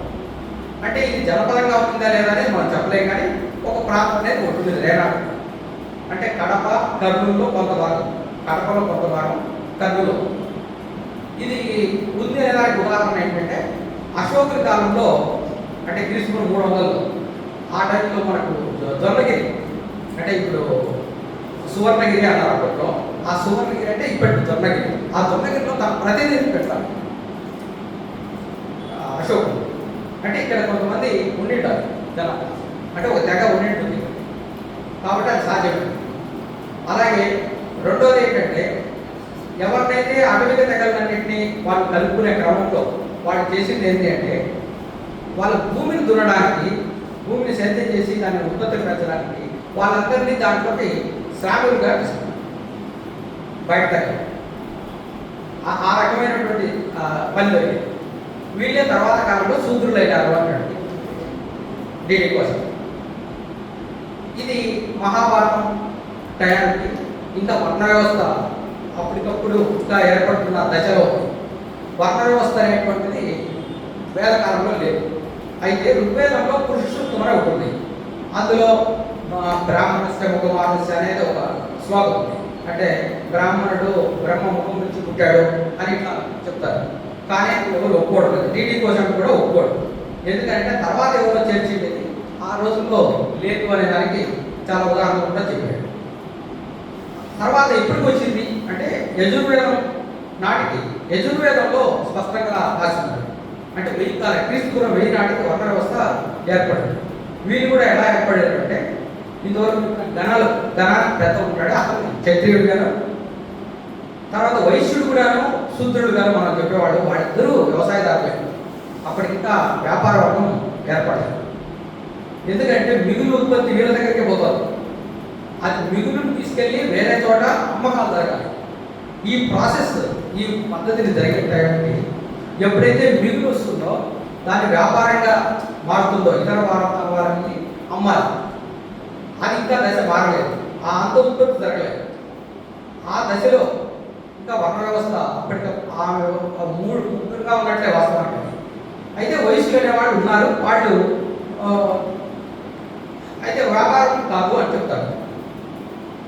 ఇక్కడ జరిగేది ఏంటంటే ఈ ఆర్యులు చేసిన పని ఇంకొక పని కూడా చేసింది ఏంటంటే వీళ్ళందరినీ ఈ మహాభారతంలో చెప్పినట్టుగా ఈ గిరిజనులన్నింటినీ తీసుకొచ్చి ఎప్పుడైతే ఉత్పత్తి పెంచినారో, ఉత్పత్తి పెరిగిన తర్వాత అది ఆ మిగులు వీళ్ళ కోరు మిగిలిన దాన్నే బయటకు తీసుకుపోయేదానికి ఈ వయసులను ఉపయోగించారు. దీనికి ఉదాహరణ ఏంటంటే అయిపోయిందా? ఓకే సరే, ఇంకో 2 మాటల్లో చేస్తాను. టైం ఇంకా ఉంది, చాలా ఉంది. దీనికి ఉదాహరణ ఏంటంటే పాట్నా దగ్గర, ఈరోజు పాట్నా పెద్ద పట్టణం కదా, పాట్నా దగ్గర ఒక కూడలి ఉంటుంది. ఆ కూడలి ఈ వ్యవసాయం ఎవరైతే అందరూ అమ్మకాలు జరుగుతాయో మారకం కోసం, అంటే తన సరుకులన్నీ మారకం జరిగింది. మారకం అంటే అమ్మడం కాదు, ఒకరికి కావాల్సిన వస్తువులు ఇంకొకరు అమ్ముకోవడం. ఇట్లా జరుగుతున్న వస్తు మార్గం, మార్కెట్ సిస్టమ్. అక్కడ మిగులు ఏర్పడింది. అంటే సరే మిగులు కాదు, దాన్ని అమ్ముకోవడానికి వీలు కాక మిగిలిపోయింది సరుకు. ఆ సరుకునంతా ఒకటి పెట్టేవాళ్ళంట పాట్నా కూడల్లో, అంటే పల్లెలన్నీ కలిసి. ఎప్పుడైతే ఆ రాత్రి పూట అక్కడే ఉంచి మళ్ళా వచ్చినప్పుడు దీన్ని అమ్ముదాంలే అనుకునే వాళ్ళందరికీ అతను నిల్వ చేసుకునేవాడు. అట్లా వాళ్ళే తర్వాత వైశ్యవర్గంగా వాళ్ళు అయ్యారు. అంటే వయసుగా అంటే దాన్ని అక్కడ బనియావర్గం అంటారు. ఆ బనియావర్గంగా మారినారని చెప్తారు. ఈ రకమైనటువంటి సమాజంలో మెల్లగా మార్పు ఉంది. ఈ వ్యాపార వర్గాలు ఉండడం వల్ల కూడా బౌద్ధం విస్తరించింది అనేది కొంచెం, అంటే బుద్ధుడు చెప్పిన ధర్మాలు ఆ సమాజానికి చాలా వర్తించాయి. దానికి ఉదాహరణ ఏంటంటే ఆ రోజు ఆర్యుడు పశువోధన ఎక్కువ చేసేవాడు యజ్ఞాలను. అది దానివల్ల ఉత్పత్తికి ఆటంకమైనవాడు. ఆ ఉత్పత్తికి ఆటంకమైనప్పుడు బుద్ధుడు వచ్చి హింస చేయరాదు, అట్లా యజ్ఞాల్లో చంపకూడదు, అలాగే దొంగతనం చేయాలంటే ఇతరుల వస్తువులను దాడి చేసి తీసుకోవడం సరైనది కాదు, అట్లే వ్యభిచారం అట్లాంటివన్నీ చేయకూడదు, ఇటువంటివన్నీ కూడా చెప్పారు. అంటే గణంలో ఉన్నటువంటి గణానికి ఏవైతే ముఖ్యమైన లక్షణాలు ఉన్నాయో ఆ లక్షణాలు ఇంకా కొంచెం మెరుగు చేసి పంపించాడు. అది అష్టాంగ మార్గాల రూపంలో పనిచేసే రూపం. ఈ సమాజంలో ఒప్పుకునేది. ఒప్పుకోవడంతో ఈ వ్యాపార వర్గాలన్నీ బౌద్ధాన్ని ప్రమోట్ చేసింది. ఎప్పుడైతే వ్యాపార వర్గం వెళ్ళిపోయిందో తగ్గిపోయిందో అప్పుడు బౌద్ధం దెబ్బతినింది అంటాడు. దానికి ఏంటంటే స్వయం సంపూర్ణ గ్రామాలు ఏర్పడడం. అప్పటికి ఇంకా గ్రామాలు ఏర్పడి అందులోనే పని విభజన జరగలేదు, ఇంకా గణంలోనే ఉండేది. అయితే ఈ గణ వ్యవస్థ నుంచి స్వయం సంపూర్ణ గ్రామం ఏర్పడేటప్పటికి ఆ గ్రామం ఏర్పడుతున్న దశ ఏంటంటే ఇదే. ఆ రాజు అంటే ఆ గణాధిపతి ఉన్నాడే అతను బ్రాహ్మణుడు కలిసి అభిషిక్తుడు కావాలి. అభిషిక్తుడు అంటే అభిషేకం చేసి రాజుగా చేయడం. అందువల్ల వాళ్ళిద్దరూ కలిసిపోయారు. దానివల్ల వాళ్ళిద్దరు మిగులు సంపాదించడం, అట్లాగే ఘన సభలో నియంత్రణ నుంచి తప్పించుకున్నాడు. అందరూ సభ చెప్పినట్టు 4 సంవత్సరాలు తను చెప్పినట్టు సభ వినాల్సి వస్తుంది. ఇది చేశాడు ఆ రాజు. ఆ తర్వాత అప్పుడు రాచరికం ఏర్పడింది. అంటే జనపదాల నుంచి రాచరిక వ్యవస్థ లేకుంది. ఇది క్రీస్తు 600 అప్పుడు రాజ్యాలు ఏర్పడ్డాయి. అట్లా మొట్టమొదటి ఏర్పడిన రాజ్యం మగధ. ఆ రకంగా అది. అట్లాగే అశోకుడు వచ్చిన తర్వాత ప్రపంచ దేశంలో కలింగనంతా జయించాడు, చాలా మంది చంపేశారు అని చెప్తారు. అంటే కలింగ టైంలో ఎక్కడ రాజులు అనేవాళ్ళు లేదు, ఇటువంటి జనపదాలే ఉన్నాయి. ఆ జనపదాలు మాత్రం ఓడించారు. అందులో 150,000 మందిని తీసుకొచ్చి వాళ్ళు సైన్యాన్ని తీసుకొస్తారు. అక్కడ నుంచి వాళ్ళందరినీ కూడా సేవకులుగా అంటే భూముల్లో పంటలు పండించే వాళ్ళగా మార్చుకున్నారు అని చెప్తారు. అప్పుడు ఏం అవసరమైంది అంటే అప్పుడు అర్థశాస్త్రం అవసరం. చాణక్యుడు రాసినటువంటి అర్థశాస్త్రం, కౌటిల్యుడు. ఆ అర్థశాస్త్రం ఎట్లా ఉపయోగపడుతుందో చెప్తారు. ఆ తర్వాత ఈ స్వయం సంపూర్ణ గ్రామీణ వ్యవస్థ ఏర్పడడానికి ఎప్పటికి ఏర్పడింది అంటే ఒక గ్రామం ఏర్పడ్డాలి. ఇంకా అప్పటికి కూడా జన సమాజం నడుస్తుంది. ఇది 1వ శతాబ్దం నాటికి ఏర్పడింది. ఎప్పుడైతే ఈ రోజు మనం గ్రామాలలో చెప్తున్నాం కదా, ఆ గ్రామాలు ఏర్పడి అక్కడ బ్రాహ్మణ స్పష్టమైనటువంటి బ్రాహ్మణుడు ఉంటాడు. ఆ గ్రామ సమాజాన్ని, ఆ గ్రామానికి ఒక సభ ఉంటుంది, హెడ్ ఉంటాడు, పురోహితుడు ఉంటాడు, బ్రాహ్మణుడు ఉంటాడు, అలాగే ఉత్పత్తి జరుగుతున్న శూద్రులంతా ఉంటారు, అట్లాగే వైశ్యుడు ఉంటాడు. వీళ్ళు నలుగురితో ఈ 4 స్తంభాలతో గ్రామం నడుస్తుంది. అంటే ఇతనికి రాజు మధ్యలో వీళ్ళు డైరెక్ట్గా చెల్లిస్తుంటారు. మధ్యలో భూస్వామి రాలేదు అప్పటికి ఇంకా. ఆ తర్వాత సామంత రాజులు వచ్చారు. ఇది ఈ క్రమానికి ఈ ఏదైతే స్వయం సంపూర్ణ గ్రామీణ వ్యవస్థ ఏర్పడిందో దాన్ని నిలబెట్టడం కోసం, దాన్ని గరిమించడం కోసం మహాభారతాన్ని రాశారని, అలాగే అప్పుడు భగవద్గీత అవసరమైంది అంటాడు. ఆ భగవద్గీత ప్రకారం ఏం చెప్తాడు కృష్ణుడు, అనేక వైరుధ్యాలన్నింటినీ భగవద్గీతలో ఉంటాయి. దాంట్లో బౌద్ధాన్ని, సాంఖ్యులను, మీమాంసలు అన్నీ చెప్తాడు. కానీ అన్నీ తనమే, అన్ని సత్యాలకు అన్ని పలురూపాలని చెప్తుంటాడు. అట్లాగే ఇంకో విషయం ఏం చెప్తాడంటే నీ పని నువ్వు చేయాలి, నువ్వు కర్మను ఆశించరాదు అని. అంటే అక్కడ ఉన్నటువంటి ఎవరైతే సేవకులుగా ఉన్నారో, శూద్రులుగా ఉన్నారో వాళ్ళు పని చేయాలి, ఫలితాన్ని ఆశించకుండా ఫ్రీగా ఆ సంపదను, ఉత్పత్తిని వాళ్ళకి అప్పచెప్పాలి అని చెప్తాడు. దీనికి సంబంధించిన సాహిత్యాన్ని వాడు సృజించి శ్రీకృష్ణుడిని తీసుకొచ్చి ఇవి కూడా ఎప్పుడు రాశారు అంటే క్రీస్తు శకం. యాక్చువల్గా మహాభారతాన్ని 400 నుంచి క్రీస్తు శకం 400 వరకు, క్రీస్తు పూర్వం 400 నుంచి క్రీస్తు శకం 400 వరకు రాశారు అంటాడు. ఆ రకంగా క్రీస్తు 1వ శతాబ్దంలో లేదా 2వ శతాబ్దంలో భగవద్గీతను చేర్చారు, లేకుంటే భగవద్గీత అవసరమే లేదు అని కూడా చెప్తారు. దీంట్లో వైరుధ్యాలకు అహింసను బోధిస్తాడు శ్రీకృష్ణుడు, అట్లా హింస చేయమని యుద్ధం చేయమని చెప్తాడు. అంటే వైరుధ్యంగా ఉంటాయి, ఇట్లా ఉన్నాయని చెప్తాడు. ఈ సమాజానికి అనుగుణంగా భగవద్గీత ఆ తర్వాత ఇంకా ముందుకు వెళ్ళిన తర్వాత అంటే రాజరికం ఏర్పడిన వ్యవస్థలు వచ్చిన తర్వాత, అంటే జనపదాలు వెళ్ళిపోయి రాజ్యాలు వచ్చినాయి, రాజ్యాలు ఏర్పడిన తర్వాత సామ్రాజ్యాలు వచ్చినాయి. ఈ సామ్రాజ్యాలు ఏర్పడిన దశలో అంటే రాజుల మీద రాజులు దాడి ఇట్లా వచ్చిన దశలో వచ్చింది ఏంటంటే మనుధర్మశాస్త్రం. మనుధర్మశాస్త్రం అనేటువంటిది ప్రధానంగా అంతవరకు వచ్చినటువంటి అర్థశాస్త్రం చెప్పినటువంటి విషయాలన్నింటినీ చాలా వరకు పక్కన పెట్టేసి అర్థశాస్త్రంలో ఏం చెప్తారు అంటే 2-3 చెప్తారు. భూమి రాజు చేతిలో ఉండాలి, దాన్ని సీతా భూములు అన్నాడు. అది ఎవరైతే ఇంకా బాధ్యతలుగా వచ్చుంటారో వాళ్ళందరితో సేద్యం చేయించాలి. ఈరోజు డీకేటీ అని పేదలకు ఇస్తానే అట్లా డీకేటీ భూమి పెట్టమన్నాడు. వాటి మీద పన్ను ఉంటుంది, 1/6 వంతు ఉంటుంది. మామూలుగా 1/4 వంతు మిగిలిన భూముల మీద. భూమిని ఎప్పుడు దానం చేయకూడదు అని చెప్పాడు. కానీ ఇక్కడ మద్దతు వచ్చేటప్పటికి భూమిని దానం చేయొచ్చు బ్రాహ్మణులకు అన్నాడు. తర్వాత సీతాభూముల కథ చెప్పలేదు, కానీ భూములు తర్వాత అక్కడ పన్నులు వేయకూడదు. ఆ పన్నులు మామూలుగా కామన్గా ఉంటుంది అందరికీ, కానీ మనుధర్మం వచ్చేటప్పటికి పన్నులు మాత్రం కులాన్ని బట్టి వేయకూడదు. అంటే బ్రాహ్మణులకు 24%, వైశ్యులకు 36%, క్షత్రియులకు 36%, వైశ్యులకు 48%, శూద్రులకు 60% వేయాలి పన్నులు అని చెప్పాడు. ఈ రకంగా పన్నులు అనేది మనుధర్మ శాస్త్రం. అట్లాగే శిక్షలు కూడా కులాన్ని బట్టి శిక్షలు పెట్టాడు. ఇట్లా మనుధర్మ శాస్త్రం మెల్లగా వచ్చింది. అంటే సమాజం మారుతున్న క్రమంలో ఆ సమాజానికి అనుకున్నటువంటి సాహిత్యాన్ని కండిషన్స్ను కూడా ఇంకొచ్చేసింది. ఆ రకంగా మొత్తం ఈ స్వయం సంపూర్ణ గ్రామీణ వ్యవస్థ రావడంలో దెబ్బతింది ఎవరు అంటే బౌద్ధం దెబ్బతింది. బౌద్ధానికి కావలసినటువంటి దానికి సహాయ సహకారాలు వర్తకులు లేదు. తర్వాత దానికి సంబంధించి ఏవైతే నీతి సూత్రాలు చెప్పారో ఆ నీతి సూత్రాలు అవసరం లేకపోయాయి. అందుకని వాడు మనుధర్మ శాస్త్రం తీసుకొచ్చి దాన్ని కఠినంగా అమలు చేయాలి. దానికి రాజులు సహకారం తీసుకున్నారు, రాజులు పురోహితులు సహకారం తీసుకున్నారు. అందుకని ఉదాహరణ ఏం చెప్తాడంటే శాతవాహనులు గుర్రాన్ని కుదురుగా గలవాళ్ళు, వాళ్ళు బ్రాహ్మణులు తీసుకొని వచ్చి అదే విధంగా ఉత్తరప్రదేశ్ నుంచి తాము గొప్పవాళ్ళు అని చెప్పడానికి కోసం వాళ్ళు ఉదాహరణ ఒక మార్గం చెప్తారు. బ్రాహ్మణుడు ఏంటంటే ఒక బంగారు కుండ తీసుకుంటారు, ఆ కుండలోకి అతను వెళ్ళాలి. వెళ్ళిన తర్వాత అతనికి పూజ చేస్తారు. పూజ చేసిన తర్వాత అతను బయటకు వస్తానే అతనికి గోత్రాన్ని ఇస్తారు, తమ గోత్రం ఇస్తారు, బ్రాహ్మణ గోత్రం. దాంతో అతనికి క్షత్రుడే.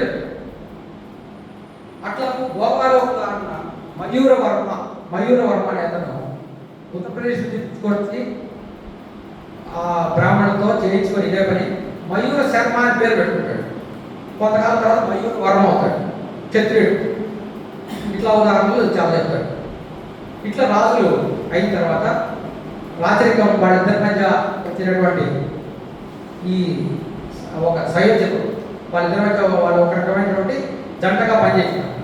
సమాజం పట్టు.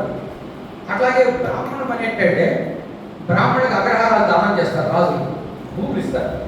మనుధర్మ శాస్త్రం ప్రకారం ఇవ్వాలి.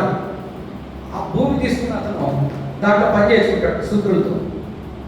అలాగే ఈ శూద్రుడు వాటి వృత్తుల్లో ఉండకుండా వేరే వృత్తుల్లోకి మారకుండా వేరే కులాల్లో పెళ్లి చేసుకోకుండా ఉండేందుకు వాడు ఇచ్చిన కట్టడి ఏమంటే రాజు సహాయం చేసుకొని వాళ్ళ మీద శిక్షణ వేశాడు. అది మనుధర్మ శాస్త్రం ద్వారా వాడు పని చేశాడు. ఆ రకమైనటువంటి కట్టడి జరిగింది.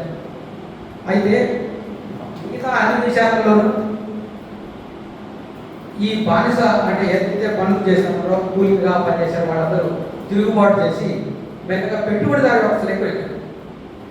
ఆ అక్కడ వర్తకులు ఉన్నారు కానీ మన దేశంలో కూడా, కానీ వాళ్ళు పెట్టుబడిదారు వ్యవస్థకి వెళ్ళలేకపోయారు. కారణం ఏంటి అనే దానికి చెప్తారు. అదేంటంటే ఈ స్వయం సంపూర్ణ గ్రామీణ వ్యవస్థ వస్తూనే అందులో ఉత్పత్తి అయిన సంపద అంతా అక్కడికే సరిపోతుంది, మిగులు ఏర్పడలేదు, బయటికి పోలేదు. ఎప్పుడైతే పోలేదో ఏం జరిగింది, ఇంకా వర్తకులు అనేవాడు లేదు. అంతకుముందు మామూలుగా సంపదను తీసుకెళ్ళి ఇక్కడ నేను చెప్పినట్టుగా ఇక ముందు మాట్లాడడం కూడల్లో, ఇప్పుడు ఆ కూడలు అవసరం లేదు, అక్కడికే సరిపోయింది. కాబట్టి దాంతో వర్తకులు అనేవాడు లేదు. తర్వాత వర్తకులు ఎవరైనా కొంతమంది ఉన్నాం, వాళ్లకు రాజులకు బ్రాహ్మణులకు అంత లింక్ లేదు. తర్వాత బ్రాహ్మణులకు ఏంటంటే వాళ్ళ ఉత్పత్తి చేసే దశ లేదు, వాళ్ళకి ఆ నాలెడ్జ్ లేదు. ఎవరైతే పనిచేస్తారో వాళ్ళకు టెక్నికల్గా అభివృద్ధి, సాంకేతిక అభివృద్ధి లేదు. వాళ్ళకి సాంకేతిక అభివృద్ధి లేదు, వీళ్ళకు సాంకేతిక అభివృద్ధి లేదు బ్రాహ్మణులకు. తర్వాత బ్రాహ్మణులకు సామీప్యము రాజుతో, వర్తకులకు లేదు. కానీ ఇతర దేశాలలో వర్తకులుగా ఉన్న వాళ్ళందరికీ రాజుతో సామీప్యం ఎక్కువ ఉంటుంది, బంధువర్గం కూడా ఉండేది. దాంతో వాళ్ళు ఏం చేశారంటే ఒత్తిడి తీసుకొచ్చి అక్కడ వాళ్ళ పెట్టుబడిదారి వ్యవస్థను తీసుకురావాలి. అంటే వాళ్ళకి అనుకూలమైన చట్టాలు చేయలేదు. ఇక్కడ ఎవరు చేయని దానివల్ల అట్లానే గరీబుతుంది. ఆ తర్వాత బ్రిటిష్ వాళ్ళు వచ్చిన తర్వాతనే స్వయం సంపూర్ణ వ్యవస్థను మార్పులు జరిగింది, టెక్నాలజీ రావడంతో, రైలు రావడంతో ఆ రకంగా తర్వాత జరిగింది. అయితే ఇంతటితో ముగిస్తాను. నేను మధ్యలో కొన్ని మిగిలించాను, టైం అయిపోతుంది కాబట్టి ఏమనుకుంటాను, దయచేసి ఈ రకమైనటువంటి దీంట్లో వివరణ ఉంటుంది. ఇంకా దీన్ని చదివితే మీకు మరింత అవగాహన, అంటే చాలా ఆసక్తిగా ఉంటాయి. ఒక ఇట్లా సమాజం నడుస్తుందా అని. ఈ రోజు కూడా ఎందుకు ఈ సమాజంలో అట్లా నడుస్తుంది, అందులో మైసమ్మ, తర్వాత పోచమ్మ, వాటిని కూడా చెప్పలేకపోయాను. ఇవి కూడా ఇప్పటికి కూడా ఉన్నాయి. అది ఘన సమాజం యొక్క లక్షణాలే ఇప్పటికీ నడుస్తున్నాయని చెప్తాడు. అది ఎలా నడుస్తున్నా కూడా సోదాహరణంగా వివరిస్తారు. మనం చాలా చదువుతున్నాం. అదే గ్రామదేవతలు వాళ్ళందరూ ఎట్లా వచ్చారు, ఎలా వచ్చారు, వాళ్ళని అట్లా లింకప్ చేశారు. తర్వాత దొర్గకు లింకప్ చేశారు వాళ్ళందరినీ. వాళ్ళంతా దుర్గాలి అంశాలుగా తర్వాత చెప్పారు బ్రాహ్మణ. అట్లా ప్రతిదీ అట్లా ఇట్లా ఉంది. దాంట్లో మీకు చదవండి దయచేసి, చాలా ఉపయోగ పుస్తకం. నేను ఎంతవరకు సఫలమైనానో మీరే చెప్పాలి. నాకున్న దానికి అంటే దాంట్లో ఉన్నటువంటి సారాంశాన్ని నేను అర్థం చేసుకున్న మేరకు మీకు బట్వాడా చేసిన నేను భావిస్తున్నాను. మీరు ఓపికగా విన్నందుకు ప్రత్యేక ధన్యవాదాలు వివరిస్తున్నాను.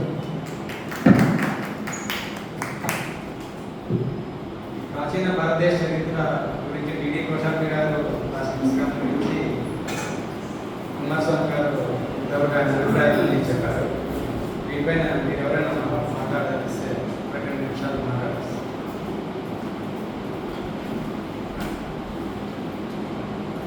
సార్, ఇప్పుడు టెక్స్చువల్ రెఫరెన్సెస్ అంటే ఎవిడెన్స్ ఫర్ హిస్టరీకి సాహితీ అంటే ఎవిడెన్స్ వల్ల సాహిత్య ఆధారాలు చూపించినారు. పురావస్తు ఆధారాలు పెద్దగా లేవు. ఆర్యలు ఇక్కడికి వచ్చినారు అనే దానికంటే జెనెటిక్గా CCNP వాళ్ళు చూపించినటువంటివి ఈ మధ్య వచ్చిన స్టడీస్ ఉన్నాయి. కానీ ఎక్కడ కానీ ఒక గుర్రం అవశేషం కానీ లేకపోతే రకాల మీద వచ్చినారని ఏవో చెప్తారు కదా, వాటి మీద ఎందుకు అంటే కోర్స్ ఈ ప్రశ్న తీసుకున్నారు రిలివెంట్. బట్ స్టిల్ పురావస్తు అవశేషాలు తక్కువగా ఉన్నాయి భారతదేశ చరిత్రలో ఆర్యుల వలసకు సంబంధించిన. ఇప్పుడు పురావస్తు అవశేషాల్లో ఉన్నప్పుడు ఇటీవల వివాదం కూడా నడుస్తుంది. ఇప్పుడు ఆ సింధు నాగరికత కాలంలో ఒక గాడిద గుర్రం లాంటి బొమ్మ కనపడుతుంది. అది గాడిద గుర్రం చెప్పారు. ఇప్పుడు హిందుతో జాతీయ వాళ్ళు ఏమంటారంటే అది గుర్రమే, కాబట్టి ఇక్కడ హిందూ వాళ్ళకు కూడా గుర్రం ఉంది, కాబట్టి ఆర్యులు ఇక్కడే ఉన్నారు ముందు నుంచి అని ఒక వాదన నడుస్తుంది. అయితే అది ఇక్కడ అంటే అప్పటికి ఆర్యులు గుర్రం లేదు, గాలి గాడిద ఉంటుందనే చాలా మంది చెప్తున్నారు. కనకగాడ ఉంటుంది అని అంటున్నారు. ఎందుకంటే దాని మీద మోసుకెళ్ళి వాళ్ళు వర్తకం చెప్తారు అని చెప్తారు. ఇది తర్వాత రెండోది ఏంటంటే మహాభారతం జరిగింది లేదు అనే దానికి కురుక్షేత్రంలో తవ్వకాలు చేశారు. అట్లాగే హర్యానాలో తవ్వకాలు చేశారు.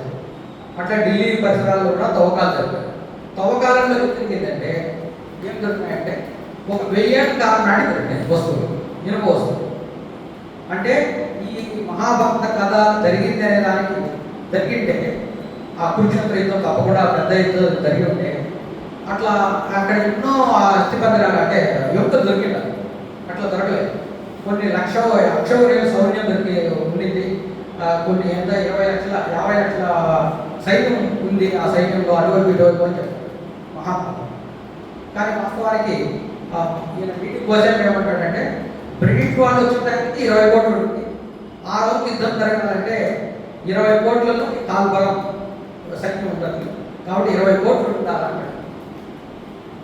కాబట్టి అట్లా సాధ్యం కాదు, కాబట్టి అప్పుడు జనాభా అంత లేదు, అటువంటిది లేదు. కాబట్టి ఎక్కువ మంది చరిత్రకారులు ఏమంటారంటే ఆ మహాభారత యుద్ధము 2 గ్రామాల మధ్య 2 ఇద్దరి మధ్య జరిగిన కొట్లాట అంటారు. ఆ కొట్లాటను ఉదయం నుంచి సాయంత్రం వరకు కొట్లాడుకునేది, మళ్ళీ ఇంటికి పోయేది, మళ్ళీ మొదటి కొట్లాడుకునేది, ఇది జరిగింది. ఇది ఎట్లా నేను అర్థం చేస్తున్నానంటే మా సొంత ముసలిరెడ్డిపల్లె పులివెందుల దగ్గర. ఆ ముసలిరెడ్డిపల్లెకి ఒకసారి వెళ్ళిపోతే వాడు చెప్తున్నారు ఆడవాళ్ళు ఈ ఊరు కొట్లాడుకునే వాళ్ళు పక్క ఊళ్ళతో పొద్దున్నే వస్తారు కదా, ఈ ఉన్న ఈటలు రాళ్ళు వాళ్ళ మీద రాళ్ళేసుకునేది, వాళ్ళు రాళ్ళేసుకునేది, సాయంత్రం వరకు కొట్లాడుకొని మళ్ళీ పొద్దున్నే కొట్లాడుకోవాలి ఎక్కువ. ఇది ఎప్పుడు మామూలు ఇటీవల కాలంలో, అంటే ఇటీవల కాలం చాలా కాలం క్రితమే, ఒక 10 ఏళ్ల క్రితం జరిగి ఉంటుంది. ఈ అట్లా కురుక్షేత్రం కూడా జరిగి ఉండొచ్చు. అయితే అంత పెద్ద అతను కవి ఎగ్జామినేషన్ చేస్తున్నారు, ఒక రచయిత అట్లా ఉండేది అని చెప్తారు. ఇట్లా ఉదాహరణ ఉన్నాడు. అట్లాగే ఏదైనా ఈ తవ్వకాలలో జరిగినటువంటి అవశేషాలు ఇప్పటి వరకు దొరుకుతున్నాయి. అయితే ఆ దొరికిన అవశేషాలు 1000 కాలానికి జరుగుతుంది, అంతకన్నా ఎక్కువ కాలం పోవట్లేదు. అందువల్ల ఆ యుగంలో జరిగింది, కృతయుగము, త్రేతాయుగము, ఇట్లాంటివన్నీ కూడా కారణం ఏంటంటే దానికి కూడా చెప్తాడు కోశాడు. ఏమంటాడంటే ఈ వీళ్ళు ఎవరైతే ఇప్పుడు బ్రాహ్మణులు ఉందో వాళ్ళు ఏం చేశారు అంటే వాళ్ళ చరిత్రతో సంబంధం లేదు, కాలంతో సంబంధం లేదు. కాలాన్ని ఎట్లా చూశారంటే ఋతువుల ప్రకారం చూశారు. ఋతువులు ఏం చెప్తాయి? వసంతకాలం అంటే వర్షాకాలం, తర్వాత ఎండాకాలం, వేసవికాలం. వేసవికాలం వచ్చిన తర్వాత చెట్లన్నీ రాకపోతాయి, గ్రీష్మకాలం శీతకాలం కోసం. ఈ 4 కాలాలను ఆధారంగా చేసుకునే వాళ్ళు కృతయుగం అంటే అట్లాంటిదే, తర్వాత త్రేతాయుగం, ఆ తర్వాత ద్వాపరయుగం, ఆ తర్వాత కలిగి ఎట్లా అభిమానంగా ఉంటుంది అని చెప్పుకుంటూ వస్తారు. అంటే దానికి పోలిక పెట్టుకొని ఇట్లా కారణం చెప్పారు వాళ్ళు. కాబట్టి దీంట్లో ఎంతసేపు కాల చక్రం చెప్తారు. కాలం యాక్చువల్గా చరిత్ర కానీ ఏదైనా కానీ సామాన్యం కానీ చక్రంలో జరగదు, ఇట్లా సర్కిలాకారంలో వెళ్తుంది అంటాడు మార్క్స్. అంటే ఇట్లా రౌండ్గా వెళ్తుంది, స్ప్రింగిల్లో వెళ్తూ ఉంటుంది. అంటే సమాజం ముందుకే పోతుంది, ఎప్పుడు వెనక్కి పోదు, కానీ వెనక్కి పోయినట్టు అనిపిస్తుంది అంతే. కాబట్టి అది సరైనది కాదు. అట్లా రాసిన అట్లా అనుకోవడం వల్ల, అట్లా గుర్తించడం దానివల్ల దాని ప్రాధాన్యతను మనకు పురాణాలన్నీ ఎప్పటి నుంచో ఉన్నాయని రాస్తారు. అందువల్ల మనకు ఆ చరిత్రను మనం గుర్తించలేకపోతున్నాం. అయితే ఇప్పటికీ అందులో ఉన్నటువంటి అంశాలు వీటి ఆధారంగా ఇట్లే ఇప్పుడు పురుషుడిని ఎట్లా తీశారు, గిరిజనులు ఎట్లా అసిమిలేట్ చేసుకున్నారు, వాటిన్నింటినీ చెప్పుకోవడానికి గుర్తించడానికి వీలవుతుంది అని చెప్తారు. ఆ రకంగా చరిత్రను మనం తీయాల్సిందే అని చెప్తారు. ఎవరన్నా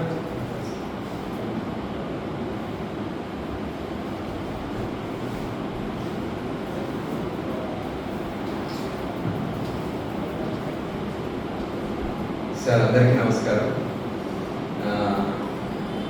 పిల్లం కుమారస్వామి గారు, నా క్వశ్చన్ ఏంటంటే, మనం నిన్నగా మొన్న ఏం తిన్నామంటే చెప్పలేదు కదా. మన మధ్యాహ్నం ఏం తిన్నామంటే చెప్పలేదు. చరిత్ర ఊహకు అందలేదు వాస్తవానికి. ఏవో కొన్ని బేస్డ్ ఆధారంగా కొన్ని సిద్ధాంతరీకరణ చేస్తాం వాస్తవం. సో అది డిడి కోశాంబి గారి అభిప్రాయం. డిడి కోశాంబి గారి గురించి మామూలుగా ఒక చరిత్రను మనం ఏదైనా అధ్యయనం చేయాలంటే రచయిత నేపథ్యం కూడా చూడాలి, రచయిత యొక్క పుట్టుకోబోతులు కూడా మనం తెలుసుకోవాలి. రచయిత మీద కూడా ఆధారపడి ఉంటుంది. రచయిత ఏం చదువుకున్నాడు, ఏంటి, అతని నేపథ్యం ఏంటి అనేది కూడా చెప్పింటే బాగుండేది. అతను ఏంటి అనేది, తర్వాత మీరు ఏం కన్క్లూడ్కి వచ్చారు, రచయిత ఏం కన్క్లూడ్కి వచ్చారు చెప్పండి. ఫస్ట్ రచయిత గురించి చెప్పండి, తర్వాత ఆయన పుస్తకం ద్వారా ఏం కన్క్లూడ్కి వచ్చారు, మీరు చదివిన వాళ్ళు ఏం కన్క్లూడ్కి వచ్చారు.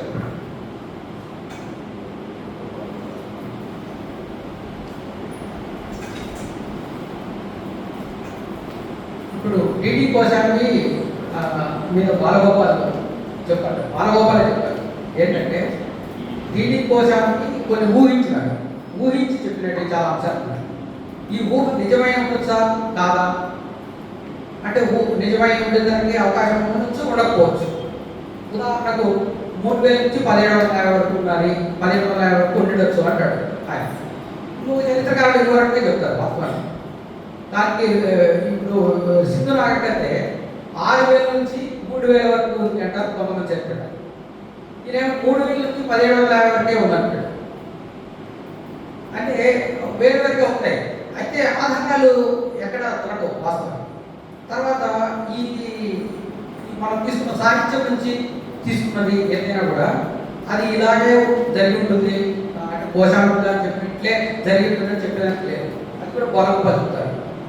అయితే ఏమి తీసుకోవాలి అనే దానికి చెప్పారు బాలగోపాల్. ఆయన ఏం కన్క్లూడ్కి వచ్చారు, ఈడీ గోస్వామి గారు ఏం కన్క్లూడ్కి వచ్చారు, మీరు ఏం కన్క్లూడ్కి వచ్చారు? కోశాంబి గారు ఏమంటారంటే చరిత్రను అధ్యయనం చేయాల్సింది ఉత్పత్తి శక్తులను ఎలా అభివృద్ధి చెందినాయి ఆ క్రమాన్ని గుర్తించాలి అంటారు ప్రధానమైన. ఉత్పత్తి సంబంధాలు ఎలా ఈ రెండింటిని అభివృద్ధి క్రమాన్ని గుర్తించకుండా మనం ఏది మాట్లాడినా ప్రయోజనం లేదు అంటాడు. అంటే శ్రామికులు ఎవరైతే ఉన్నారో పనిముట్లు ఏమున్నాయో ఆ అభివృద్ధిని గుర్తించాలి అంటాడు. ఆ అభివృద్ధి క్రమాన్ని గుర్తిస్తే చరిత్ర అవుతుంది అంటారు. ఇది ప్రధానం. ఇది ఏంటంటే చరిత్రను చూసే పద్ధతిని సమాజాన్ని అర్థం చేసుకునే పద్ధతిని తెలియజేస్తారు. ఇది ఒకటి. తర్వాత నేనేం అర్థం చేసుకున్నాను అంటే ఏదైనా పురావస్తు ఆధారంగా ఒక ఊహకల్పనతో సాధ్యం కాదు. పురావస్తు ఆధారంతో పాటు ఇప్పుడు సైన్స్ అభివృద్ధి చెందింది కాబట్టి దాన్ని కూడా జోడించు అప్పుడు సరైన నిర్ధారణ కోసం. అందువల్ల ఇప్పుడు వాట్సాప్ ద్వారా రకరకాల మాధ్యమాల ద్వారా కోసం సమాచారం వస్తుంది. నేను దాన్ని చెక్ చేసుకుంటూ ఉంటాను. ఇప్పుడు ఉదాహరణకు ద్వారకా ఉండింది గుజరాత్ దగ్గర సముద్ర తీరంలో ఉనిగుండి కనపడింది అని పెట్టాడు వాట్సాప్. ఇది నిజమా కాదా? ఇప్పుడు రామసేతు ఉండింది, రామసేతు ఉండింది నిజంగానే అని నాసా వాళ్ళు చెప్పారు. ఇది నిజమా కాదా? రామాయణంలో ఉండింది, రామాయణం నిజంగా జరిగింటుందా? ఇట్లా వాదనలు వస్తుంటాయి. ఇప్పుడు ఉదాహరణ చెప్తున్నాను అంటే మనం ఒక అంశాన్ని నిర్ధారణ చేసుకోవాలంటే దాని హేతుబద్ధంగా మనం ఆలోచించాల్సిన అవసరం ఉంది. అప్పుడే మనము చేస్తాం. అయితే దానికి రకరకాల సాహిత్యాలు తీసుకోవాలి. ఒక సాహిత్యం కూడా చేశారు ఆయన. ఇంకా కూడా తీసుకున్నాడు. అదేంటంటే భాష కూడా తీసుకున్నాడు. సంస్కృతాన్ని ఉదాహరణ తీసుకున్నాడు. సంస్కృతం ఎట్లా ఆధిపత్యాన్ని తీసుకొచ్చింది అంటారు భాష. అలాగే తరగతి కలహరం వచ్చినటువంటి రాజతరంగిని కూడా తీసుకున్నాడు. అది కూడా చదివితే మనకు అర్థమవుతుంది. ఈ రకమైనటువంటి అన్ని కోణాల్లో తీసుకున్నాడు. తర్వాత ఇంకొకటి మాట నాకు చెప్పింది నాణ్యాలు కూడా తీసుకోవాలన్నాడు. నాణ్యాలు అనేది కూడా చాలా ఉపయోగం. తెలుగు భాషకు శాసనాలు కాకుండా నాణ్యాలు కూడా రాజానికి కలుపుతారు.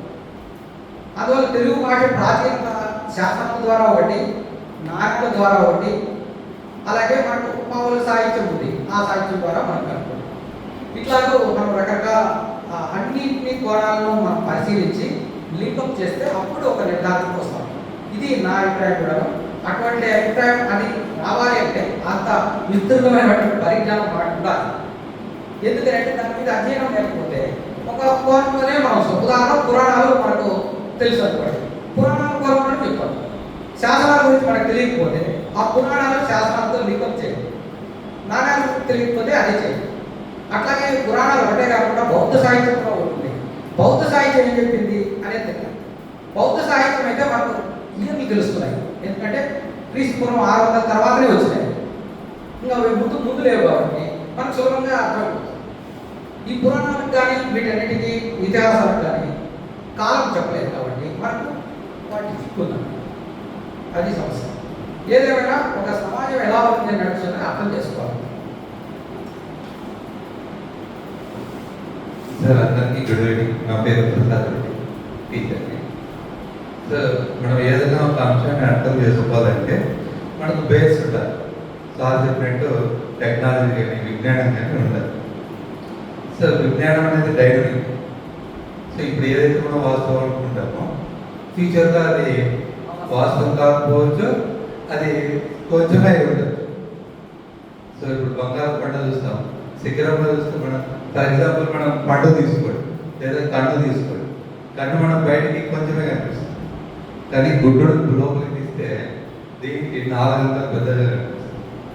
సో అట్లా ప్రతి విజ్ఞానం. సో మనకున్న విజ్ఞానం నేనేమనుకుంటానంటే పూర్తి కాదు. మనం ఏదైతే మాట్లాడుకుంటున్నామో అది మనకు తెలిసినంతలోనే సత్యం అనుకుంటాం. సో ఎగ్జాంపుల్ మనము పరిణామ క్రమంలో ఏం చెప్తామంటే సో అణువులు కలిసి జీవం ఏర్పడింది అని చెప్పుకుంటాం. సో ఇది థియరిటికల్గా సైంటిఫిక్గా మంచి కాన్సెప్ట్. బట్ ఎక్కడ కూడా మనము సైంటిఫిక్గా ప్రూవ్ చేయలేదు ఇంతవరకు. మనము మనుషులము పరిణామం ఇలా చెందాము. సో పాంజియా నుంచి సముద్రంలో నుంచి రకరకాల అణువులు అక్కడ ఉన్న పరిస్థితులు కలిపి జీవాన్ని ఏర్పాటు చేసినాయి. అది క్రమంగా ఏకణ జీవులు బహుకణ జీవులు ఇలా వచ్చిందని చెప్పుకోవడానికి బాగానే ఉంది, ఓకే రైట్ బాగానే ఉంది. కానీ దాన్ని క్రియేట్ చేయడానికి మనకి ఇంతవరకు ఆధారం లేదు. సో దీన్ని బట్టి నాకు అర్థమైంది ఏంటంటే అసలు మన జీవమే బయట నుంచి వచ్చిందేమో, ఏలియన్స్ నుంచో వేరే గ్రహాల నుంచో. సో మనకున్న టెక్నాలజీ లేదా వాళ్ళకున్న టెక్నాలజీకి అసలు పొందనే లేదేమో. మనం చెప్పుకుంటున్న జీవశాస్త్ర సూత్రాలు లేదా భౌతిక సూత్రాలు అక్కడ ఉన్న పరిస్థితులు అసలు పనిచేయవేమో.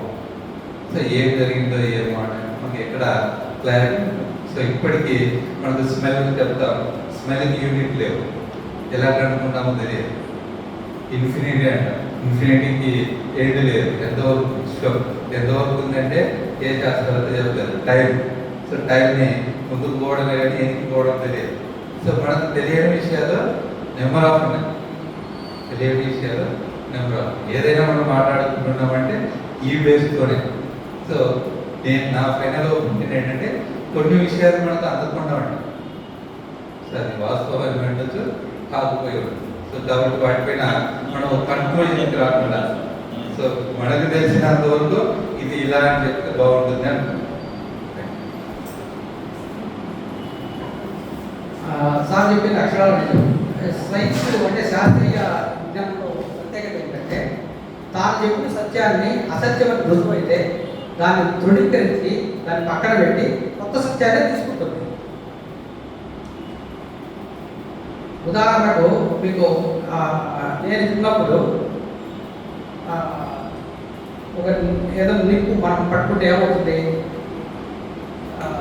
పెట్టిన బొక్కలేదు, దాన్ని నీళ్ళలో పెట్టాలంటే అట్లా పెట్టకూడదు అని చెప్పావు డాక్టర్లు. ఇప్పుడు పుస్తకాలలో ఏమనుకున్నారంటే అట్లా పెట్టడమే సమంజసము సరైనది అని చెప్పారు. ఇప్పుడు పుస్తకాలు రాశారు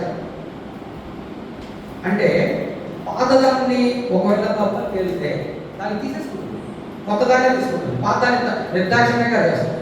కానీ శాస్త్రీయ వాళ్ళు ఏమంటాడంటే తాను ఏం చెప్పినాడో అదే కరెక్ట్ అంటాడు. ఒక ఆమె తెన్నేటి హేమలత అనే భార్గవంగా చెప్పాడు ఏంటంటే ఆధునిక కాలంలో ఏనుగులు లేవు, వేదాలలో వేనుగులు కాబట్టి ఏనుగులే లేవు భూమి మీద అంటున్నారు. వేదాలు లేదు కాబట్టి, వేదాలు ఎక్కడ చెప్పలేదు ఏనుగుల గురించి కాబట్టి లేదు. అట్లాగే మనకు ఒక ఆయన మినిస్టర్ కూడా ఉంటాడు, ఆయన ఏమన్నాడు పరిణామ క్రమంలో జంతువు నుంచి మనిషి వచ్చాడు పరిణామ క్రమంలో అని డార్విన్ థియరీ చెప్తుంది. ఇట్లా వచ్చినట్టుగా వేదాల్లో రాయలేదు కాబట్టి డార్విన్ సిద్ధాంతం తక్కువ అంటారు. అంటే ఈ డార్విన్ సిద్ధాంతం అందరూ ఎన్నో పరిశోధనల తర్వాత ఆమోదించింది. ఆయన థియరీ చెప్పినాడు కాబట్టి అందరూ ఆమోదించలే, దాన్ని పరిశోధన చేసి చాలా మంది శాస్త్రజ్ఞులు అందరూ కలిసి తీర్మానించిన సిద్ధాంతం అది, ఒప్పుకున్న సిద్ధాంతం.